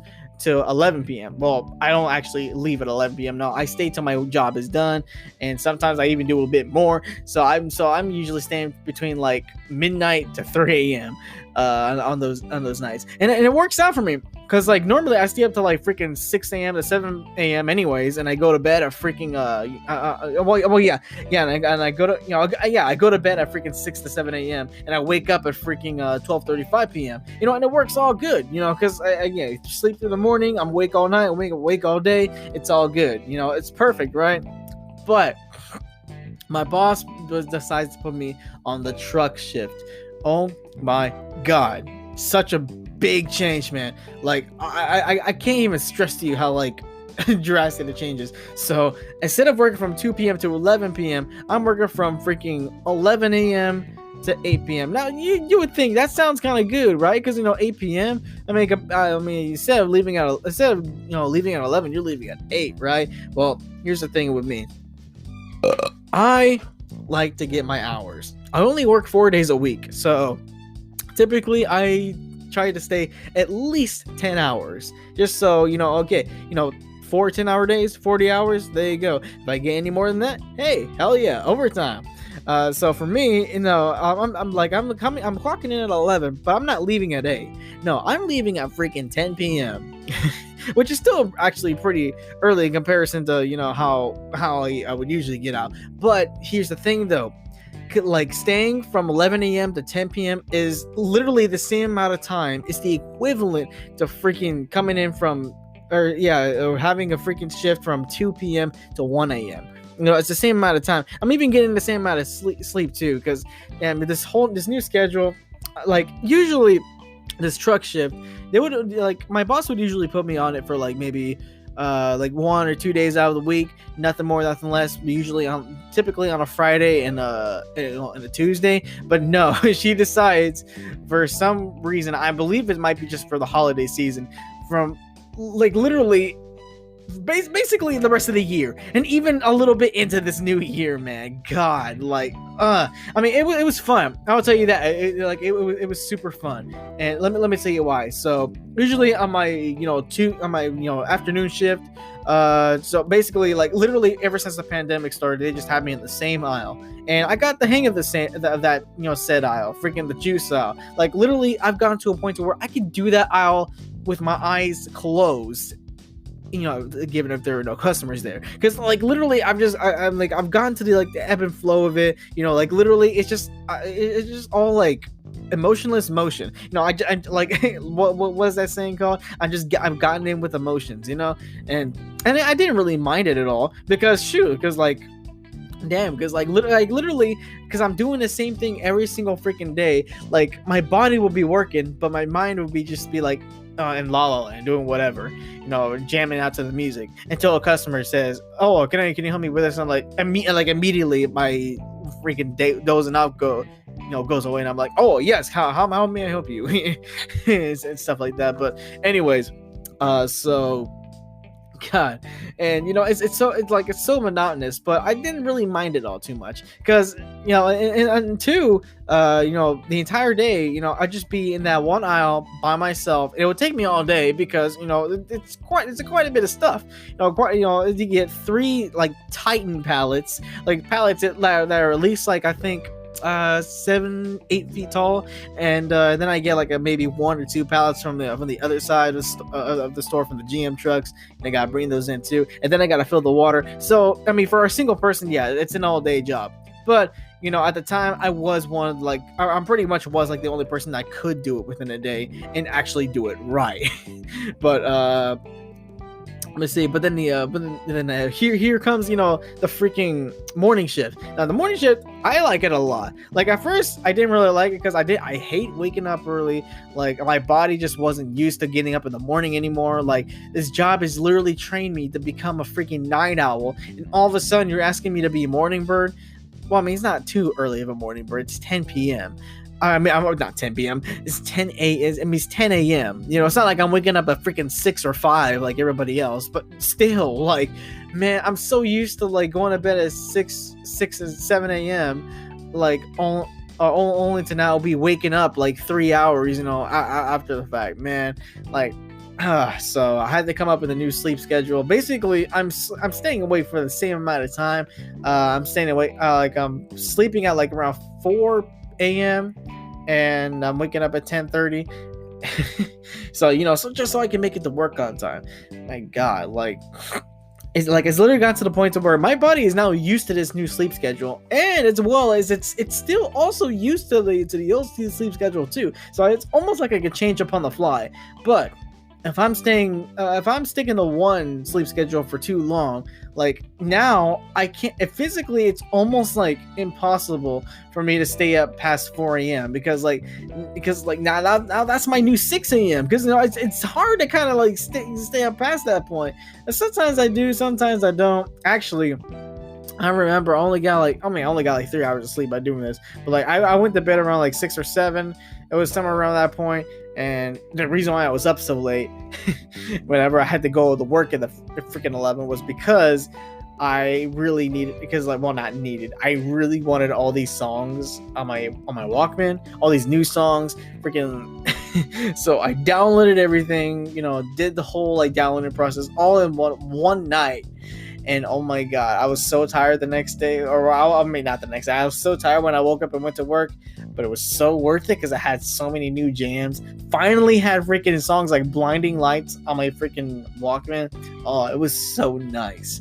And so freaking many Japanese music too, man. I am so glad. Even to this day, I downloaded over like 1,000 tracks. So now my playlist, now my freaking Walkman is up to 11K songs, and I'm listening to it all, man. I'm listening to it all. It's fun as hell. But anyways, the reason why I love the morning shift now, I love the morning shift because unlike my afternoon shift, where I'm just basically by myself all day doing the same old things, same old yada yada yada.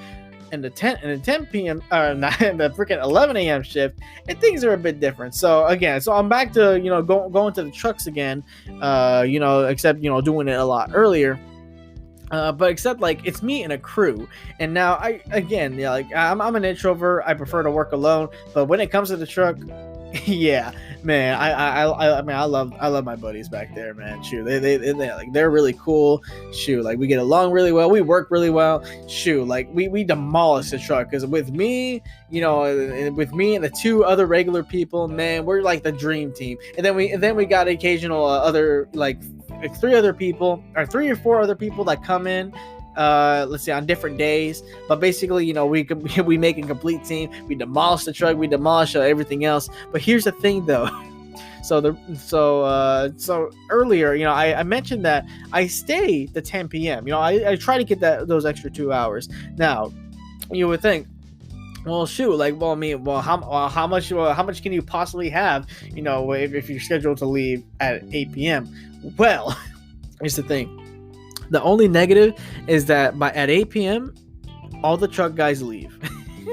All the truck guys leave. And so, I mean, at the very least, both the trucks, either one or both of the trucks get done, depending on how many trucks we get that day. But oh my god, no, like almost no matter what, like most of them leave at 8. So, and after the trucks, we're to pull all the pallets to the sales floor, and that's kind of hard to do when you're like the only person at like some nights. Now usually I got like 1 or 2 other guys with me. It's usually just that one other guy. We're pulling pallets onto the floor, trying to get stuff done as fast as possible. Because this other guy that I work with, he also has the same idea. Shoot, he wants to leave at 10 too. Because come on now, I mean he's got a family at home. He don't want to stay at Walmart all freaking night. And besides, shoot, and sometimes he comes in at freaking 10 p.m. I mean not 10 a.m. So freaking he doesn't want to freaking stay he doesn't want to stay there all the way to midnight. So we're over here just trying to freaking hustle. We're trying to hustle our butts over here.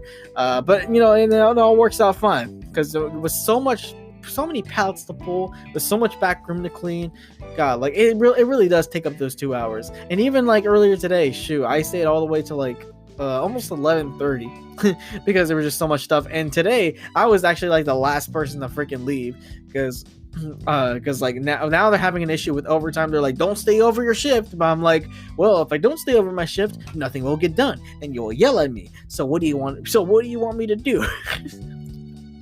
But anyway, shoot, you know what? Let them yell at me. And besides, and they really are being serious about the no overtime thing. So what? I'll just get my 40 hours and you can kick me out early one day. Hell yeah. Shoot, I love getting sent home early. Shoot, getting to go home, play with my dog, watch some anime, playing my freaking Switch, Xbox, PS4, whatever, freaking early. Hell freaking yeah. But anyways, shoot.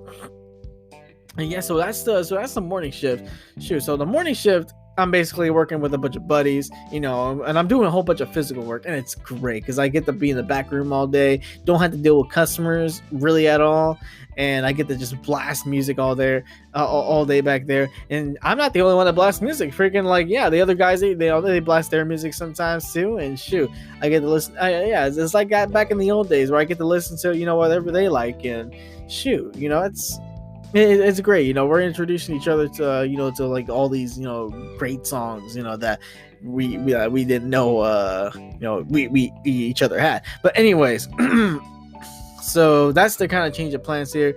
Now I'm on my last week of this of this seemingly forever morning shift. Now I am gonna miss working with the guys every day, because I'm going back to my boss is putting me back on afternoon shift, which I don't really mind, because again I do miss my old sleep schedule. But yeah, I'm gonna have to go back to the monotony, but at least like I'm not completely off the truck. Shoot, seemingly at least every Friday, and sometimes as well as Tuesday, I go back at the truck. So hey, it's 1 or 2 days is better than nothing. I still have my week though. But anyways, that's really just about it, man. Yeah, like I can't believe it took me this long to finally get back at it. Well, again, I was just trying to recover. I'm just trying to gather my thoughts together, but in the midst of all that, I've written down so many more topics for the podcast, and I still got that character cast I want to do, which is actually the next episode, for the mid-season special. Yeah, so I'm excited about that. Excited to finally be back.